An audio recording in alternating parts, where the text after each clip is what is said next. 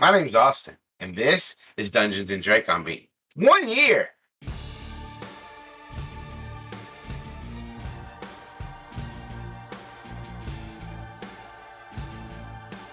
One year in a row.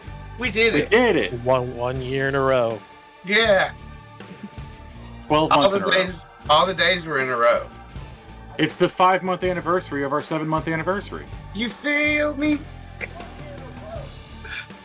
Oh, we heard us. Oh, Audio's working.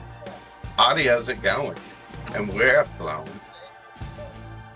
and it's still going. It's still continuing to going.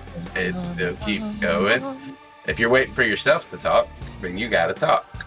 I wasn't waiting for myself to talk. I was waiting for Alex, but she's already done it, which means I didn't want to say it. Oh, I did talk after that. Every once in a while, I say words. We got words. Hey, you know what the word of the day is? What? Anniversary. Anniversary. So every time we say anniversary, we gotta speak. We're good. You really are bringing a school teacher energy today. Yeah. Listen, this is my school teacher outfit, and I just wanted you guys to know. It's kind of like a subtle nod, if you think about it. And if you put that together, you're good. My favorite thing is when I'm checking to make sure we can hear everyone over here, and I'm checking that, and I say, okay, I'm waiting for person A to talk, and then persons B and C fucking scream at each other. Oh. I'm glad we could provide that for you. Yeah, it's very funny. Yeah, I was being nice with the things, but it's always, all right, I need to hear Alex talk, and the other two go,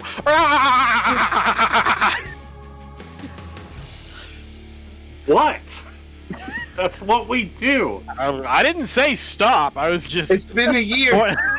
It's been a full year, and we still don't know how to start or finish. Ha! My name's Austin, and this is Dungeons and Dragons. Look, it's our 1 year anniversary. We decided to do a special stream tonight. It's Monday, it's not our normal day. And you know what we're gonna do? It again on Sunday. We're just throwing in an extra episode. We thought it would be fun. And you guys get to hear it for free. Casey, hi! Hey, Casey. Casey said we look good. That's it, we can go home now. Alright. Let's get Bye, these guys. things off. They've seen us. What do we got coming up? Let me pull up this calendar real quick. We got anything that I don't think we might not have anything planned other than just another game Sunday. think so. Yeah. Hey, there you go. Just more D&DB. D&DB. So, I mean, if you guys want it, why even, beat around the bush? Fastest time of us getting to the game ever. Ready? Previously on Dungeons and Dracon Beams, Melissa has invited over the mysterious and handsome Grant who went to her school. I mean, her snack game was, to be frank, epic. This was full-blown charcuterie, so he was probably going to be so impressed as long as her mom and dad didn't ruin it. There's a knock at the door. He's finally here, in her house. Things get off to a weird start, though, because Grant and her mom start talking, but finally she coolly got her mom to wander off. When they're finally alone, she can talk to him and get to know him. The rumors come up, but she's pretty sure she impressed him by telling him that she knew not to believe all of that nonsense, but some of it was real, though. He even said that she was smart, so things were going so well before her dad interrupted. That's when things got weird. Her dad had been weird for a while, but still, why does he have to be extra weird now? Sure enough, after recognizing Grant, and who wouldn't, am I right? He goes to hang out on the couch. It's so awkward. Grant says he needs to use the bathroom and that he's leaving. That's how awkward it was. When he reappears, though, she has a plan. She walks him to the door and asks for his number, and he gives it to her. So you might say things went pretty well. Unless, of course, you were viewing that entire scenario from Grant's perspective, who doesn't fully think that it was chill. to be in a room with a controller that they know is a controller, who's also the chief of police, and especially with a spider who is normally his annoying, definitely not girlfriend, Savannah. So reconvening with the group, the teens go over their plan. Infiltrate Chapman's house as animals and insects. Pretty solid plan if you ask them. But of course, a little practice with their morphs never hurt anyone. Or so they thought. But once Grant turns into Fluffer, it hurts a lot when he tries to take out Aximili, who is currently in his crow shape, and winds up scratching Savannah and annoying Zac, who jumps on him and calls him a stupid asshole, which reaches Grant on a spiritual level and brings him back to himself. Having had enough of the teens, they all split up into their houses where they live, or not their houses, because, like, everybody's kind of all over the place at this point, whatever. Except Zac, who says, I'm going to take a flight around town to clear my head. Not far from his home, he spots a kid, or what appeared to be a kid, until his entire body, shimmered and revealed some sort of robot thing. Zac tails this weird guy, I guess, and watches as he becomes a shrub, and then a kid, and then a different kid, but the last one we know as Xander, who the last time we saw him was in the Yeerk River. Zac reveals himself to Xander, and after Xander reveals that he knows more than he very strictly should, Zac agrees to meet with him that weekend, before flying off to set up the meeting for the following day. Cut to that. Zac, Cameron, and Grant and Aximili are involved in an incredible life and death brawl. Thrown into chaos and bloodshed, Aximili slaughters them all and celebrates victoriously over their corpses. He has won Smash Brothers once again. And just in time, too, as Savannah finally shows up with the beast. It isn't long before Zac reveals to the rest of the group what happened the night before, and Grant loses it and whips Possum's ball at Zac before storming out. They agreed not to reveal themselves, and Zac has done exactly that. Zac, Cameron, Aximili, and Savannah continue to formulate a plan until Grant calms down and returns, when they bring him up to speed. Cut to Monday. Our kids go to school and pay attention to their studies, unless otherwise distracted by a girl or a game. Cameron and Aximili keep excellent watch on Chapman's house all day and provide updates via text until Zac gets home, and he and Grant review the tape from the day, where they find nothing of note. But as they're scrubbing through, they hear a siren outside and look up just in time to see Chapman's cruiser pulling out onto the street. Zac decides they cannot squander this opportunity. It is go time. So Zac morphs in his treehouse to squirrel and finds Fluffer McKitty and puts on a show that proves very enticing and leads his cat as far away as he dares before ducking through a fence and losing him. Meanwhile, Grant bursts into Zac's house and tells Cameron, go, go, go, he has to follow Chapman. Cameron takes off, and Savannah, not appreciating his tone, haughtily puts away Mo before going to Spider. Axe goes mouse, and our team is ready. Grant grabs Aximili in his mouth, and Savannah crawling up his leg, he creeps across the yard and through the cat door. Grant drops Savannah off to explore the basement while he and Aximili head upstairs. Aximili tails Melissa's mom into the bathroom while Grant heads to Melissa's room. Melissa lets her beloved cat in and continues her homework until she happens to glance up at a picture of her family, back before things were so weird. It was like Fluffer knew in that moment that she needed him because he jumped up onto the desk with her and nudged the photo, and that was enough. Melissa fully burst into tears and grabs Fluffer McKitty, wondering to him why she wasn't good enough for her parents anymore. After several minutes, a car horn sounds in the distance and reminds her that her dad could be home at any moment, so she reins it in and tries to focus on her homework. At that same time, a much less fluffy and understanding spider crawled around her basement, investigating but not finding much. A fluffy but not cuddly mouse was keeping an eye on Melissa's mom, and then just outside, a very fluffy, potentially cuddly squirrel is squaring off with a very real and very angry Fluffer McKitty to lead him on a wild goose chase. And once he is several houses down, that squirrel gets out of dodge and turns into a red-tailed hawk to keep an eye on what is sure to be a chaotic scene. When Miss Chapman finally leaves the bathroom, Aximili creeps to the office door, trying to push his mouse nose under it, and realizes it is too tight to the floor.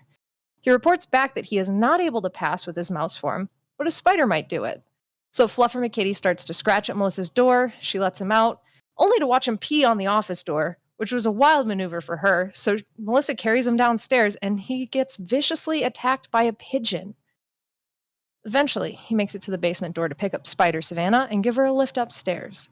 She makes it under that door and finds an office. Nothing seems off internally except the door. Why is the door so secure? Outside, Zac, seeing the sun begin to go down, wings it to a 7-Eleven, lands on the roof. If anyone was looking, they would see a red-tailed hawk land, duck behind the sign, and a few minutes later, a great horned owl silently floats up into the dusky sky. Back at Chapman's, in the middle of the study floor, a horrifying spider begins to grow and bubble up into a teenage girl who opens the door. A second later, a mouse runs in, and begins to horribly crunch and grow into an alien. Quickly scanning the office, Aximili finds a book that has no writing on it. Pulling on it, there's a quiet hiss as the bookshelves split apart and open up into an elevator. They step in and descend. Zac returns to the yard where Miss Chapman is watering a garden and lands on the fence right in Melissa's line of sight. She, of course, is interested because this is the bird that's been harassing her and runs outside to look. Grant jumps up on the counter and makes a few attempts with his kitten paws to pull that latch towards himself, finally catching the deadbolt and locking it. Aximili and Savannah descend into where they attempt to call out. Aximili and Savannah descend, and when they attempt to call out to Zac and Grant, nothing. They descend into what appears to be some sort of massive alien computer room. They look around, and Aximili determines that within the computer there is a Z-space transponder. He attempts to remove it, and that is where we are now.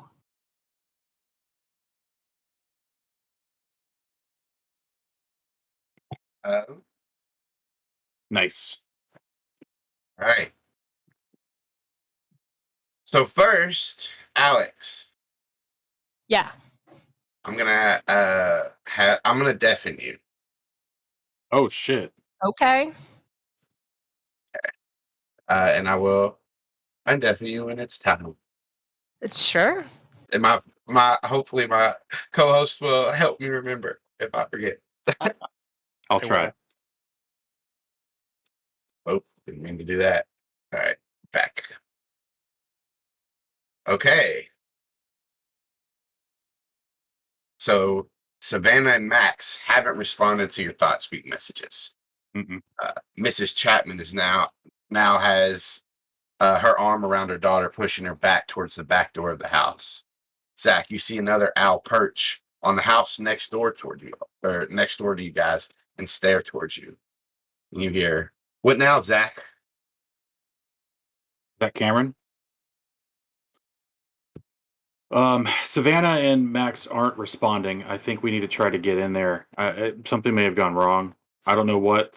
Melissa and her mom are both outside, and Chapman's on his way here. Yeah, he's about 45 seconds away from turning on the street.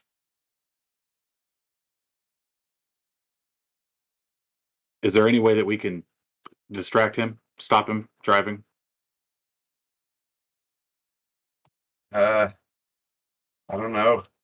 Like, and this is open to like, in Grant, you can hear this too. Yeah, Grant's just in the house, the regular house, right?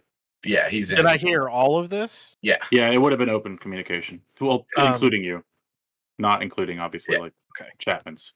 Well, then when he started before hearing the rest of it, you heard Grant go, and then, oh wait, what? Okay, you're both owls, right? Yeah, we're both Yeah. owls. I was flying surveillance and trying to keep these Melissa and her mom's attention. Okay, then I think the most important thing we can do right now is give them time to get out of whatever scrape they're in before we flood the house. So, if you guys are owls, I just locked both of these doors from the inside. Make sure they don't use any keys. Good call. And I'm gonna start scanning, looking for keys. If they I don't know, keeping my eye out for someone to reach into their pocket and start pulling out keys. All right. So, Like a prepared action, maybe. oh yeah, if you see somebody's keys, you want to run. You want to go for it and try to interfere somehow. Okay. Yeah. I'll say Cameron kind of like looks back towards like where you are and like up towards the front of the house. And he does like take off and he's just in the air kind of floating around. And you see Mrs. Chapman, Lisa Chapman, start pushing Melissa towards the back door, and they get there. It's locked. They like take a second to like think like what's going on. And then like just look at each other, look back at you perched on the fence, and I get they go on the other side of the house and start to go towards the front door. Okay. Cameron says Chapman is on the street now. Okay, we need to be ready for whenever he comes out of the car to try to get his keys away from him. All right. And yeah, so you guys are just waiting for Chapman to get there? Yeah. Grant walks over to the couch and starts scratching the side of it. Okay. Trying to do anything particular, just cat playing? Cat playing. He's just trying to look nonchalant and like a cat. And holding for if they manage to get in. And about 45 seconds later, he's here. And you can hear from the back, you can hear Chapman pulling in, his car pulling in. He gets out, you hear the car door shut. And you're even close enough that you can hear his steps, and Cameron says he's pulling the keys. Okay. I'll take the first dive. If I miss, I need you to follow up. All right, sounds good. All right, and I'm going to take off and like circle around the front. And whenever he gets out, I'm going to try to swoop down and grab the keys. Before Zac does this, I do think Grant wants to say, just being a part of this conversation, say, we need to do this. I think once you do, we're probably made. Oh, absolutely. You're still in the house. We'll hide nearby within thought speak range. Got it. What about Melissa? All three of them need to stay outside the house. Okay. I mean, what if they make us? What are they going to do with Melissa? You think they'll kill us in front of her? Only if they catch us. That's a good question, though. I hate it, but we have to risk it.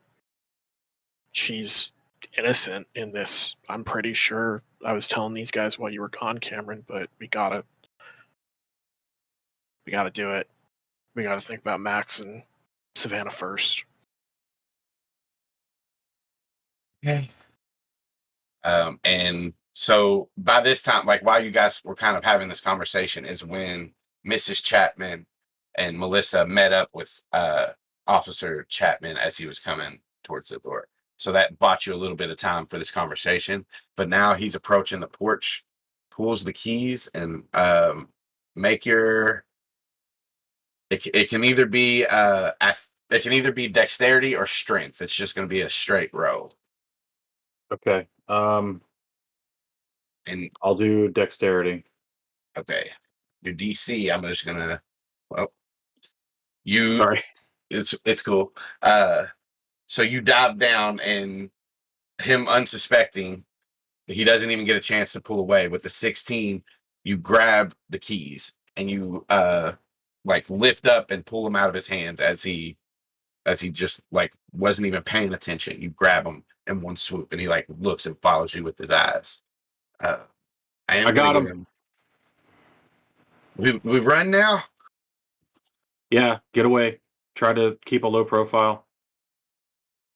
Should Cameron stay in case they find a hide key or something? We're both going to be around. Okay. But as soon as Fan is out of the basement, tell them what's going on and get him out of there. Shit, I don't know about the basement. Sorry. As soon as you find out what's going on with Savannah and Max, like fill them in so we can go. Okay. It's going to be bad audio, Austin, but like every 5 seconds, Grant is attempting to thought speak out to Max and Savannah and say, "Where are you? What's happening?" Like just on a loop, like in between talking to them.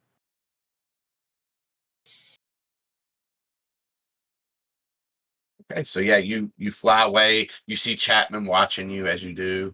As soon as I'm out of sight, I'm going to drop the keys somewhere in the street.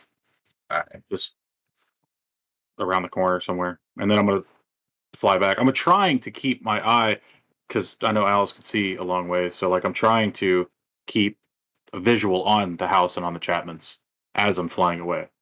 So as minimal time as possible is spent out of sight. Yeah, even you can get far enough away where you think they can't see you, and you can still see them and drop Yeah. it. That's It's that's dusk too, right? Like the sun's going down. oh yeah, it's like yeah, It's night. It's like yeah, past it's 9:30. Is it It's like fully 10 night at this o'clock. point? yeah. Okay, cool. I think I'm looking for something. Uh, so you do see as you're coming back, they go to like a rock, a hide a key place, pick up a rock, pull out a key. Yeah, and I spotted that. Yeah, from you're a ways away, but yeah, you Okay. see that. Cameron, there's another key. All right, here I go. And I'm winging back as fast as I can. Now this time, I think Chapman will be a little bit more Aware? Wary. aware. Yeah. I'm just looking for a sheet, but we'll see what happens. First, let's just go ahead and have Aaron roll. I know his stats. Well, you know his base human stats. So Oh, you get a help because I'm helping him. No, No. I'm gonna say that's low enough that he can't. He goes for the key, and Chapman is aware this time, sees him, pulls it back. I missed. Grant, I think they're coming in soon. should I do something? Be a cat. Okay. I mean, try and stop him again if you can, but Yeah, as I'm on my always, way one of back. us. So he gets the key in the lock, and before you even have a chance to get back to dive at him, and he gets it unlocked and starts to open it. But this is now where you're close enough that you can do something. Describe the porch setup for me. Like, is there a clear swoop path? Yeah. So there is like a roof that comes out a little bit on the porch, Uh-huh. with some like those metal pillars with the designs in the middle on the sides, and then the door's just in the middle. It's about maybe like a 5 by 10 porch area. Not real Okay. big, but enough that you can put some chairs on. Is there anything nearby that like I could do instead of trying to grab a key that would make him come What you got? back? What you got in mind? I don't know. Like I'm thinking of like fucking his car up somehow. Uh, I don't think I could physically swoop and unholster a gun and pull it out of its holster. Could Got just it. attack Probably. him, I guess. You What's could that? attack him. Yeah, I could just do an attack. That's what I'm going to try then. Just a flyby attack Okay. and scrape up his back. Roll it up. Let me see. Talons. Yeah. It's a 13. A 13 will hit. Okay. And so describe this attack to me. So I'm just panicking basically because I don't know how I could possibly get this key at this point. And as I'm coming down, I'm gonna like just kind of swoop. Can't see my hand. I'm gonna swoop and scratch him along the back as I'm going. Right after, as like Cameron sees you, he follows in behind you in the dive, and he'll attack him as well. Both hit. Well, I didn't roll damage. That's fine. Can I do something while this is happening? Yeah. What do you? I wanted to ask if by the door here if they have like an alarm system, like a home security system.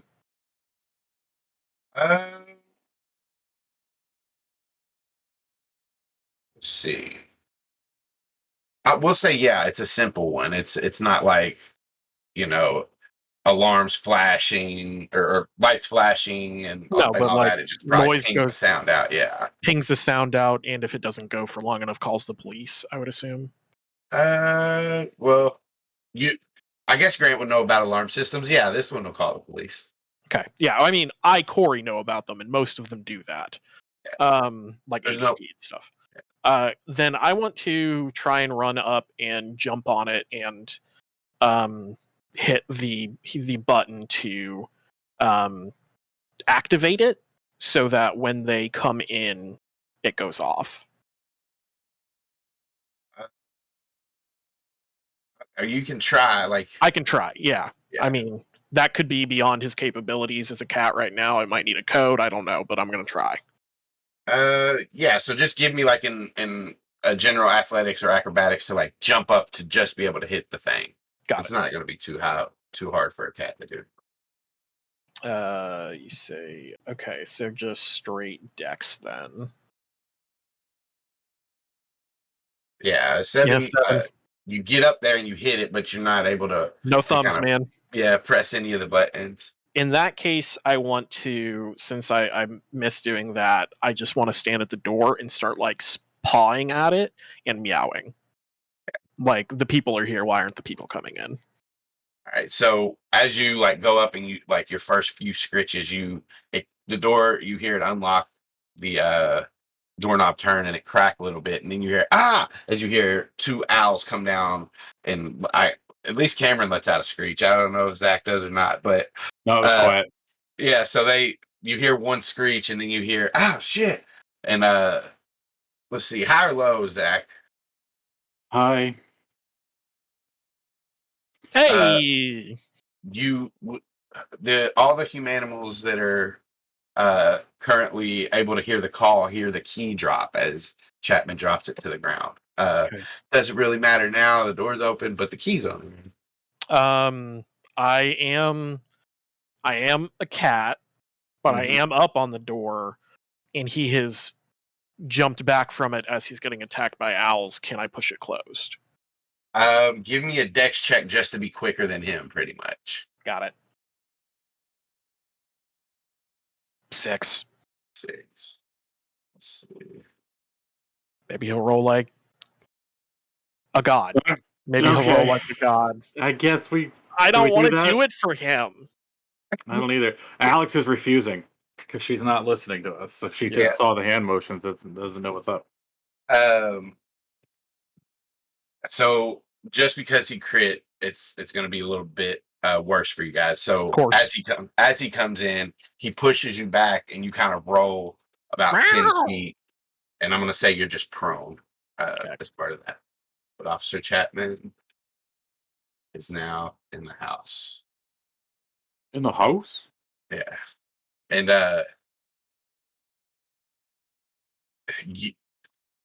Zac and Cameron both see this. The door shuts right as he goes in, and Melissa and Mrs. Chapman are still left outside.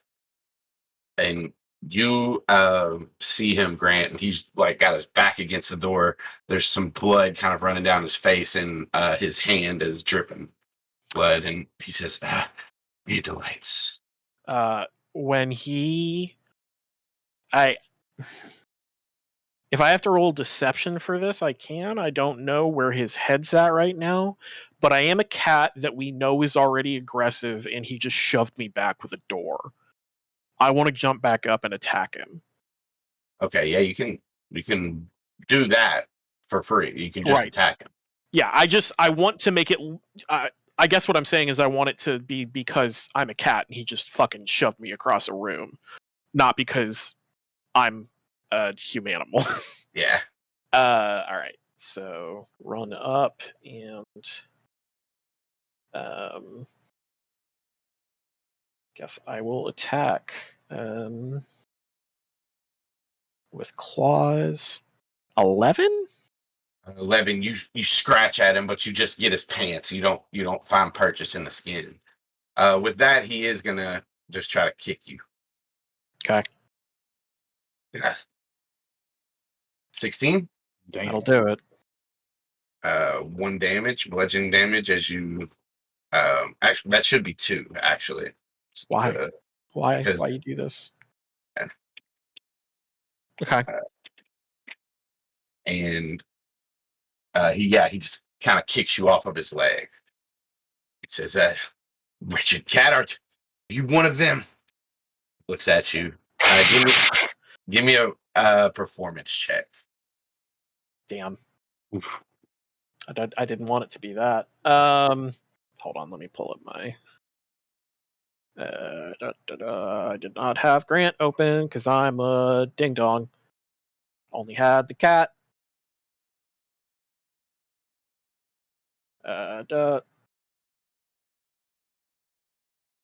19. Have time to bother with you. And he moves towards the steps. Okay.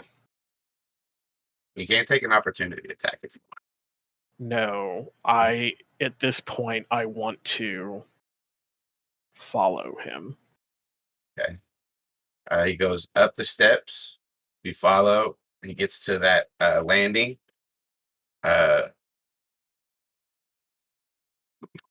Checks his pockets.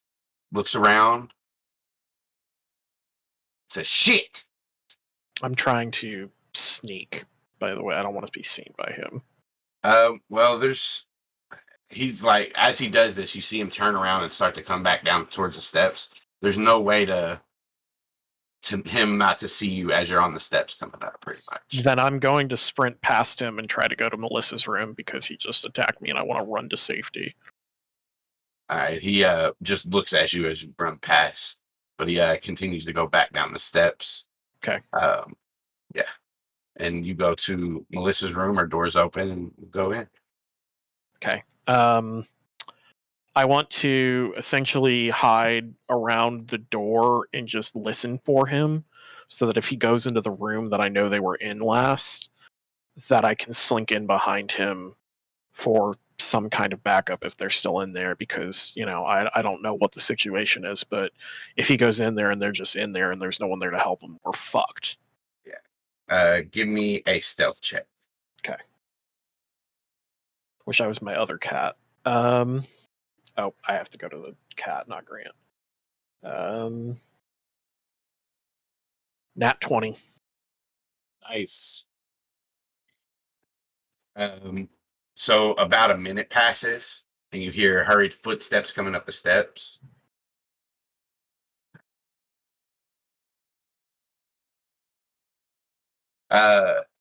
And he just goes right past you to the door, puts another key into the lock, clicks it open, and opens the door.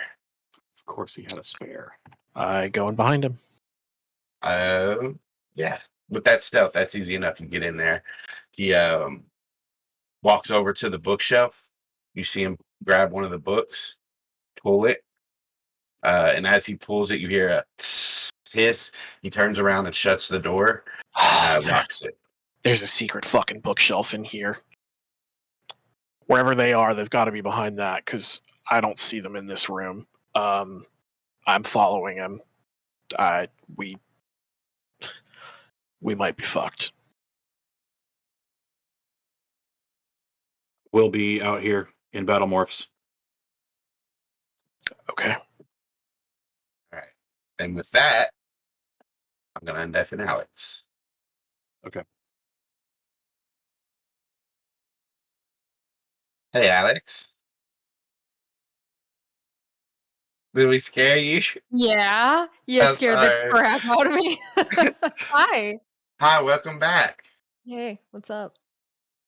Well, A little bit of this, a little bit of that. a little Yeah. bit of this, a little bit of that. So, let's see. Let me go here. To my notes. Hey, Cory and Nate.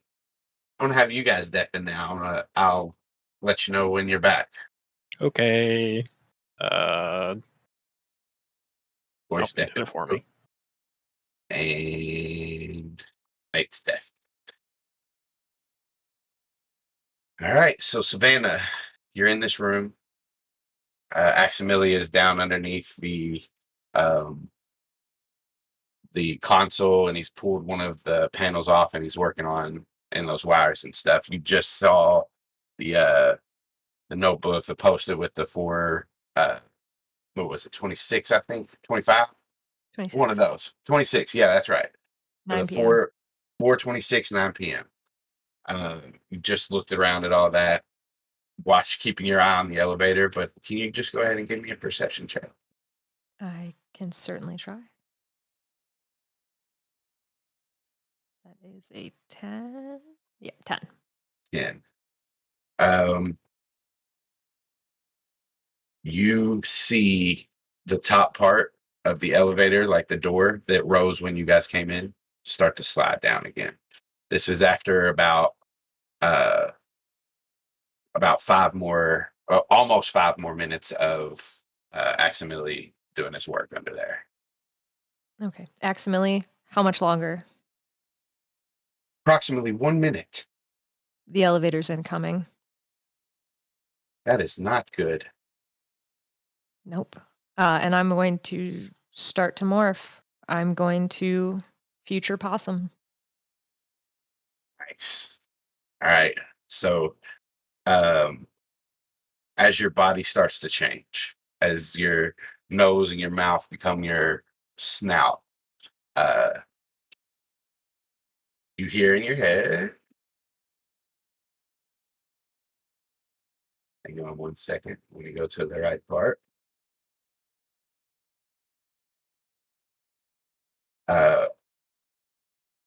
Something has happened. The conduit is still powered, but the electricity is in a static state. It's very unusual. What does that mean? It means the electricity's not flowing. I'm going to need a little more information. He stands up and he looks at you. This should be impossible for electricity to stand still, but the machine to still be working. Roll me another perception check. Okay. 13.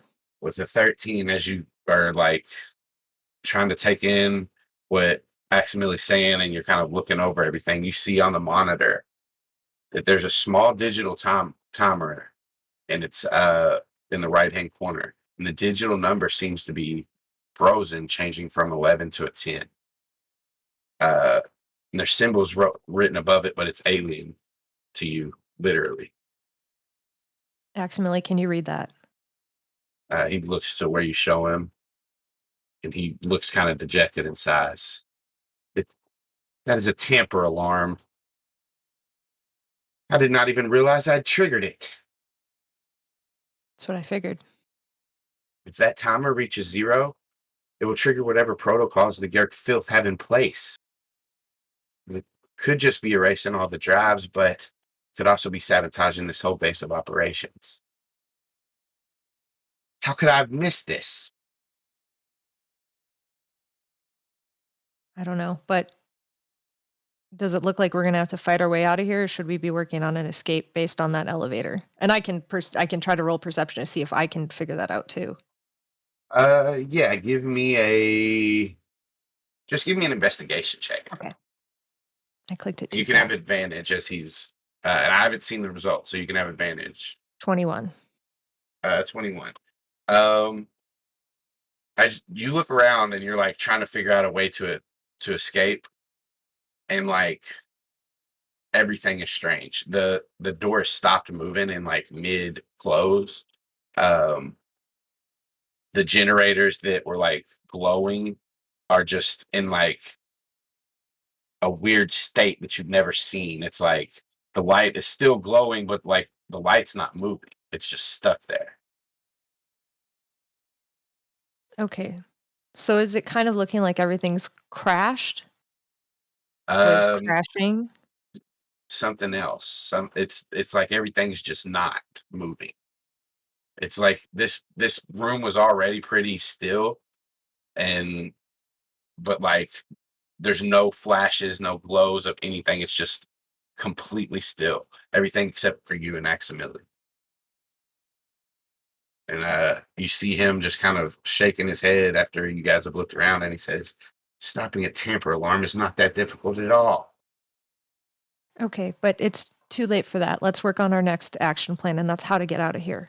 We can't get the Z space transponder. Not without disabling it. I can stop it from arming, but I can't disable it.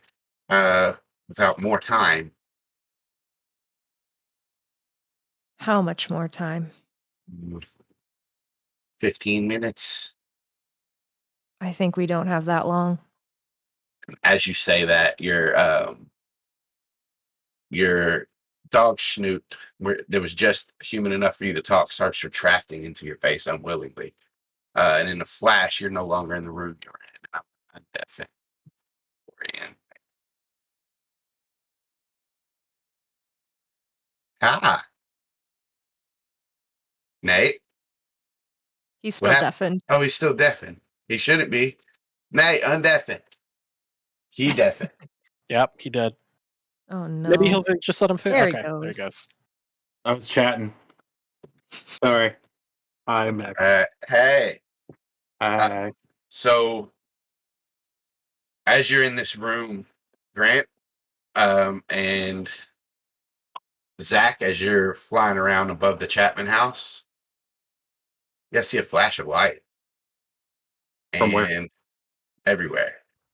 Just I do too. Both, all of you. Oh. And in a flash, you're no longer where you were. You were just an owl. You're not anymore. You were just a cat. You're not anymore. You're in an endless space, and there's a purple mist around you, and there's no floor beneath you. But Savannah, your feet take purchase, and as you guys are no longer in flight, Cameron and Zac drop to nothingness but land. Did I die again? And as you say that and look around, Aximili walks up and he's also looking around. His stalk eyes just going everywhere in amazement. what happened? Think you guys died with me this time. What does that mean? What are you talking about? I don't know. This is weird. This is really weird.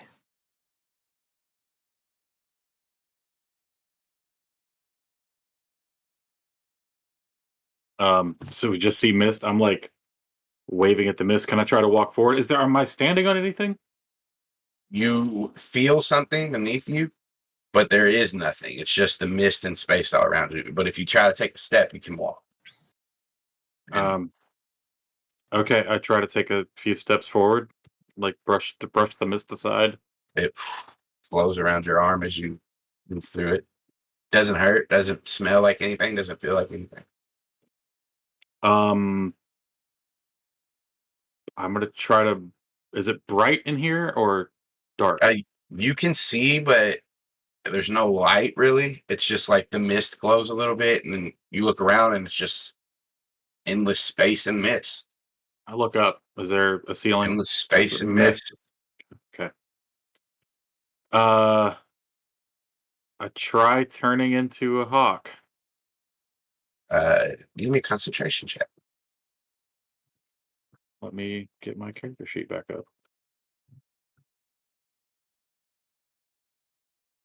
Concentration would be Constitution, correct? Mm-hmm. Okay.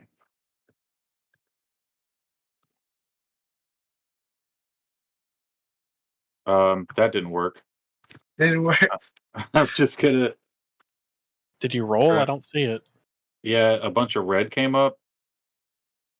Oh. That should be a +2. I hit +1 by accident, so that's a 15.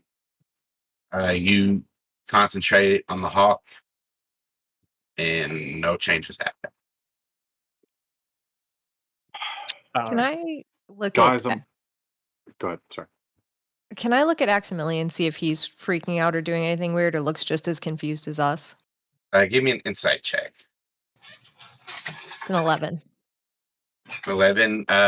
With everything going on, you're kind of in like amazement too. It's hard to get a read on anybody else, but he seems to be looking around.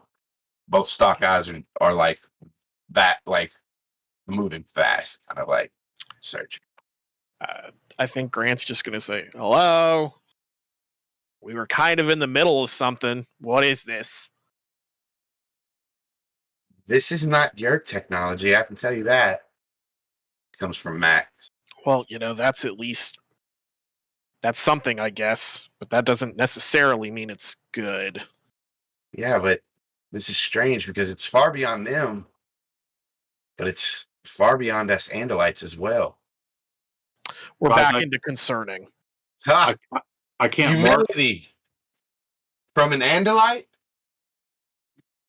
You hear a voice come from everywhere at once, and from nowhere. It's not a voice, not really. It's not even thought speak. It's like an idea that simply pops into your head. The words explode like bursting balloons into your thoughts, and I know what you're thinking. There is no threat, Savannah. Max goes rigid. He kind of looks afraid as he's looking around, and Cameron looks a little bit disturbed too. I have a question. If you don't remember anything, I just wanted to make sure. Yeah, I'm dead. Pretty sure I'm dead. So Pretty what sure we're dead. species are mind readers? the Lyran, that's all I know of. They have technology like this? No, Great. do not be afraid. Too late. Far too late. Yeah, that's a lot to ask right now. Would it help if I appeared in a physical form that you could understand? Doubt it. Is it gonna be one with like weapons or like what are we talking here? Not a Taxon. Not a Taxon would be good. I will not join you as a tax. That's a And start. Okay. as you guys say that, the air directly in front of you, no, not in front, behind you, beside you, around you, the air just opens up as if there's a door to nothingness, as if air were solid, and it's just impossible to explain. The air opens up and he appears. He's a humanoid, 2 arms, 2 legs, a head where a human head would be. Skin glows blue, as if he was a light bulb that was painted over so that the light still shone from it. He seems like an old man, but with a force of energy that was definitely not frail. His hair is long and white. His ears are swept up into points, and his eyes are black holes that seem to be full of stars. Who are Can you? I- As you say, who are you to him? He says, I've been called many different names over time. I've been called the Mist. I've been called the Elite.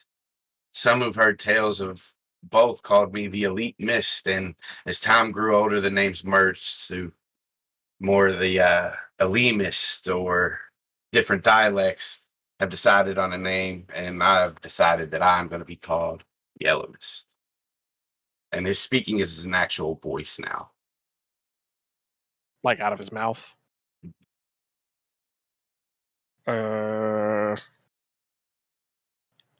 What Okay. do you want? Next question. Yeah. Second to put you guys on the board.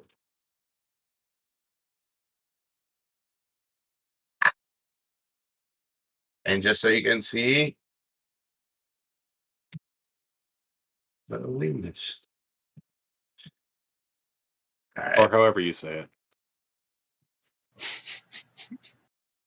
We're gonna have words about that later. Let's get the. I'm with gonna me? let the chat No, see. not at you. Here you go, I'm sitting chat. around.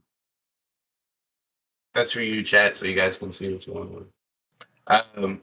Okay, so yeah, you asked. Why did you? Go ahead and rephrase your question now. That paying attention. Sure. I was paying attention. Said, what do you want? I've brought you all here because you need to decide.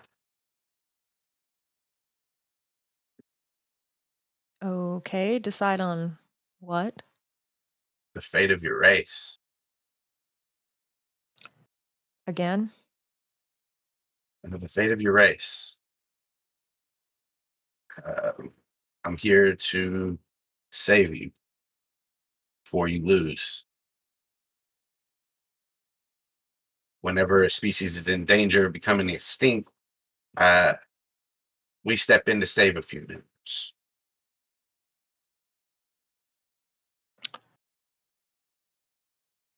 So you're What? Sentient forms as yourself, Homo sapiens, your species. This is a very beautiful planet, a priceless work of art. And I don't wish for it to be annihilated by the Yeerks. yeah, we don't want that either. That's why we're fighting them. Can you help us fight them? You know, but do you know? You think you know. Let me show you. And with that, the air again just disappears.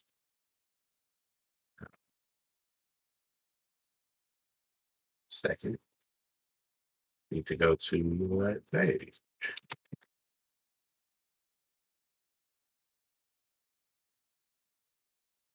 Without warning, space is opened up, and you all are no longer standing in the mist. You're no longer in the basement that was under the Chapman's house. You're no longer flying in the air sky, or air is. You're no longer flying in the night air as owls, or in the Chapman house as the Kit Kat. You're deep underwater, but the water doesn't seem to touch your skin, and when you breathe, it's still air. It's still felt. You can still feel tingles on the back of your neck. Fish swim all around you, darting schools, every color, shape reflecting the dappled sunlight from above. Sharks prowl, stingrays seem to fly, squid pulsated, crabs scuttle across the floor, and extrusions of coral. Tuna as big as sheep drift past you all. Swift, grinning dolphins raced in pursuit of their next meal. Lovely, you hear the alchemist's voice say. And then, as quickly as you all had plunged into the ocean, you're drifting above waving golden grass in the African savannah. Proud of lions lay in the sun below, looking sleepily content. Wildebeest gazelles and impalas graze. They break into a wild, springing, bouncing, racing forward. It almost makes you want to smile. You guys see hyenas, rhinos, elephants, giraffes, cheetahs, baboons, zebras, hawks, eagles, buzzards. Look at it, he says. And instinct, you're in the jungle. Jaguar prowls while monkeys chatter in the trees. Snakes as long as people slither through branches. The air reeks of heavy perfume of a million flowers. You guys hear frogs, insects, monkeys, wild screaming birds. In all of the universe, there's no greater beauty in 1,000,000 worlds. No greater art than this. He shows you all the human race.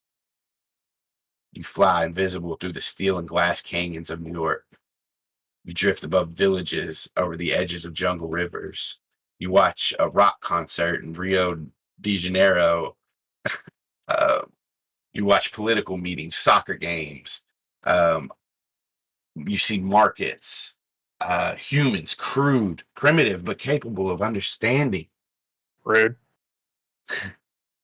And then suddenly everything stops. And you stare at a picture, at a painting. Swirl of colors, purple flowers, irises, capable of understanding. And then without warning, you see the Yeerk pool. All the beautiful images are gone, and the liquid, murky, silvery ooze bubbles. And then you're back in the mist. Humans are an endangered species, and soon you will disappear. The Yeerks are sentient, and their technology is more advanced than yours. They will continue to infest the human race. The Andalites will try to stop them, but they will fail. The Yeerks will win. And soon, the only humans that will be left are what you call human controllers. How do you know that? He kind of smiles. He says, we Elamists have vast power. Wow, look at my phone going off. It's all the way on silent now. We have vast power. Things that you can't really comprehend. That isn't meant to be an insult. Okay. Well, I've been on the other side of enough sales pitches to know that you're given one. So again, what do you want? I want to help save the human race. I can bring a small sample of you to a planet where you would be relocated, and some members of your family, a few others chosen to get a good genetic sampling, and as well as a few non-human Earth species of special interest. We I don't won't. think your husbandry practices are good at all. Why on earth would you ask for a sample of all the same related genetics? That's insanity. It. ev- there's many different reasons for many different things, and it's just special and interesting to us. That is why. What do we So get to? you Sorry. so you're not trying to actually preserve us. You're just creating what? A zoo? He looks kind of down at that. We wouldn't impose our will on you. We wouldn't make you do anything. You would be allowed to live your life.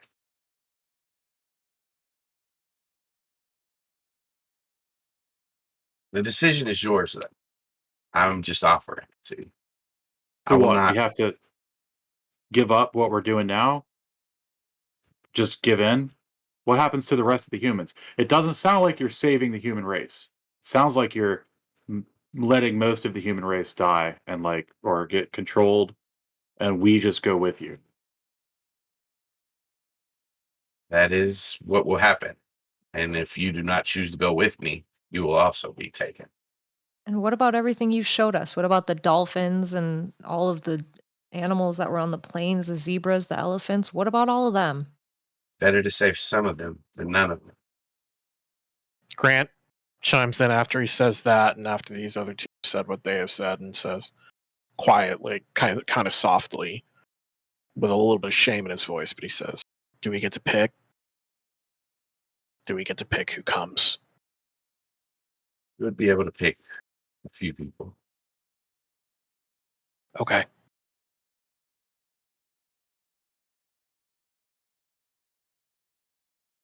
I'll do it.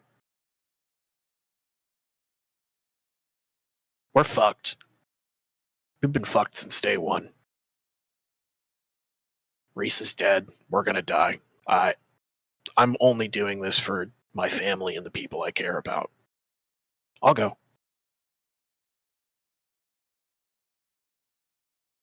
All right. But I'm not going. So save Grant, I guess, and his people. Must be all of you, none of you. That's a bullshit. That's a terrible thing. We all have to decide to give up. You not return with the knowledge that you have. What And knowledge? You didn't give us anything. I mean, we You showed saw a us few things, but we some don't Nat know Geo. anymore. Yeah.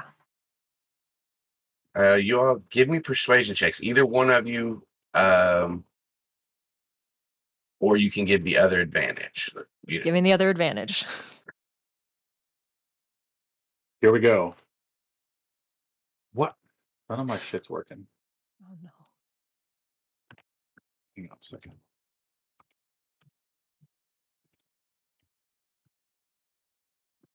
Grant, this whole time, by the way, is like he said what he said, and he his head is down. He's not looking anyone in the eye, and his hands are kind of his ephemeral pockets. Oh, hang on, Nate. I know what's going on. Okay. A second.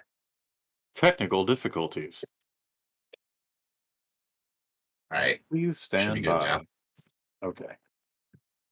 This time with feeling. I And have advantage on persuasion rolls, so that's a 23.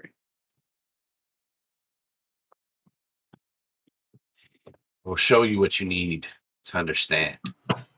And with that, another flash of light. I'm Small- already sick of these. That's in Smog- character. A smoggy air lays a gray tint over this place. Buildings surrounding you are old and haven't been maintained in some time. There's silos that you guys can see built near an ocean coast, except the ocean is a metallic silver with lights of purple and red glowing through. There's tubes connecting these buildings, running along the ground as well. And in the tubes, you all see Taxon shooting through them like a water slide. Those little blue aliens that you saw in the Yeerk pool, or in the Yeerk River, are roaming around here with a few humans as well, just in the street. And they don't seem to be paying you any attention.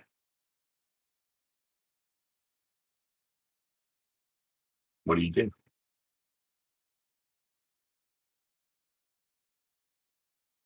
So this isn't just a flash and we're gone again?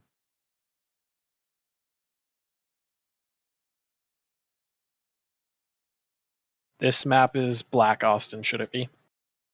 Yeah. Okay. You guys Just making sure. All right, I'm gonna look around. Look up. See where these tubes are going.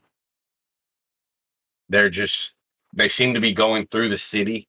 They connect into some of these buildings. They're everywhere. So are we on like a street level? Like Yeah. is Street there level, any- it looks kind of like the pavement is cracked and weeds are growing in it. It doesn't seem like it's been upkept. Is there anybody on the street? Yeah, there's like those blue aliens you all saw in the Yeerk River. They're walking around. There's some people walking around. Didn't Max tell us what they're called? Pretty sure he did. Yeah, Is Max with us? there's some Geds. Okay. Can I just make a general as I'm looking around? I guess, would it be perception, insight? I just want to see if I can kind of see if anything about this place rings a bell, or what's going on here. Anything I can perceive. Yeah, where are we? Yeah, give me a survival check. Oh, Just as you're like looking around trying to figure out. You can also give me investigation. I'll kind of like couple them together. okay, let's see. Investigation's a little bit better, so I'll do that. Just me or everyone? Anybody that's looking around trying to figure Yeah. things out. Grant's mind is too bogged down in shame from his I have an 11. decision to give up. I got a 5. Just looks like beaten up street to all of you. I'm Is- just gonna start walking. Sorry, go ahead. Is Aximili still an Andalite? Yes. Is anybody on the street noticing him? Let's actually see. That is a good point. What's Cameron doing too? Looking around and taking everything in. After a couple of like 10, 20 seconds, you do see actually give me perception checks, everybody. Okay. 4. See, 11. a 2. Yeah, within 11, I'll say you notice one of the Geds look and see the Andalite and kind of and just start making his way faster one way. And as people, as this happens and he starts to alert more people, they all start to turn. And it becomes more apparent to all of you after that.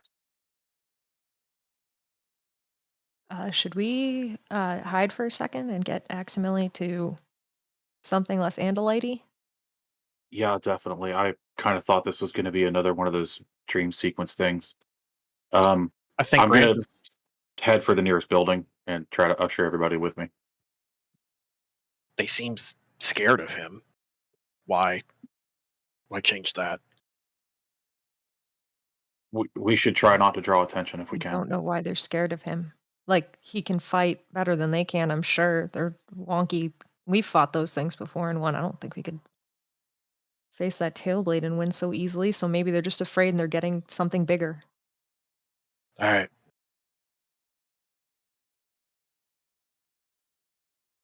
As you guys start to make your way towards the building, you hear a hum from the sky.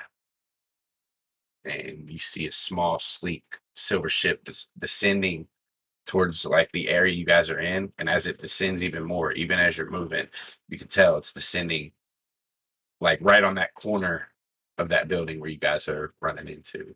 And it lands in like this opening right there. And you hear out of a speaker, "Don't run. There's no point." And then the ship lands. What do you guys do? Run. Grant takes off. I'm going to find a more defensible position. Not running necessarily, but I'm not going to just stand here. Like kind of get behind a I corner. mean, if it's running, fine, but I'm not just running away. I'm running towards cover. Okay. I'm waiting to see what both Aximili and Cameron do because I will follow what they're doing, but I want to make sure everybody's covered first. When Cameron sees Zac take off, he'll follow Zac. And Aximilia will hesitate and look at the ship, and he'll look at you and see you not going, and then just kind of have a little stare off with you for a second and see what you do. So if you don't move, he's not gonna move. Shall we take off? That seems not cowardly, but a way to fight another day. Exactly. And she'll take off. Same. Zac, do you like hide behind you find some cover? There's like some fallen debris or something that you can get Yeah, behind. an old bus stop or something. Yeah. And Cameron ducks in behind you too, as you guys are both here. Yeah, the rest of you, Grant, are you just booking it, taking off, and keep going, or? Nah, probably the same thing as them. Not necessarily the same spot, but like run and hide is definitely Grant's MO. Okay.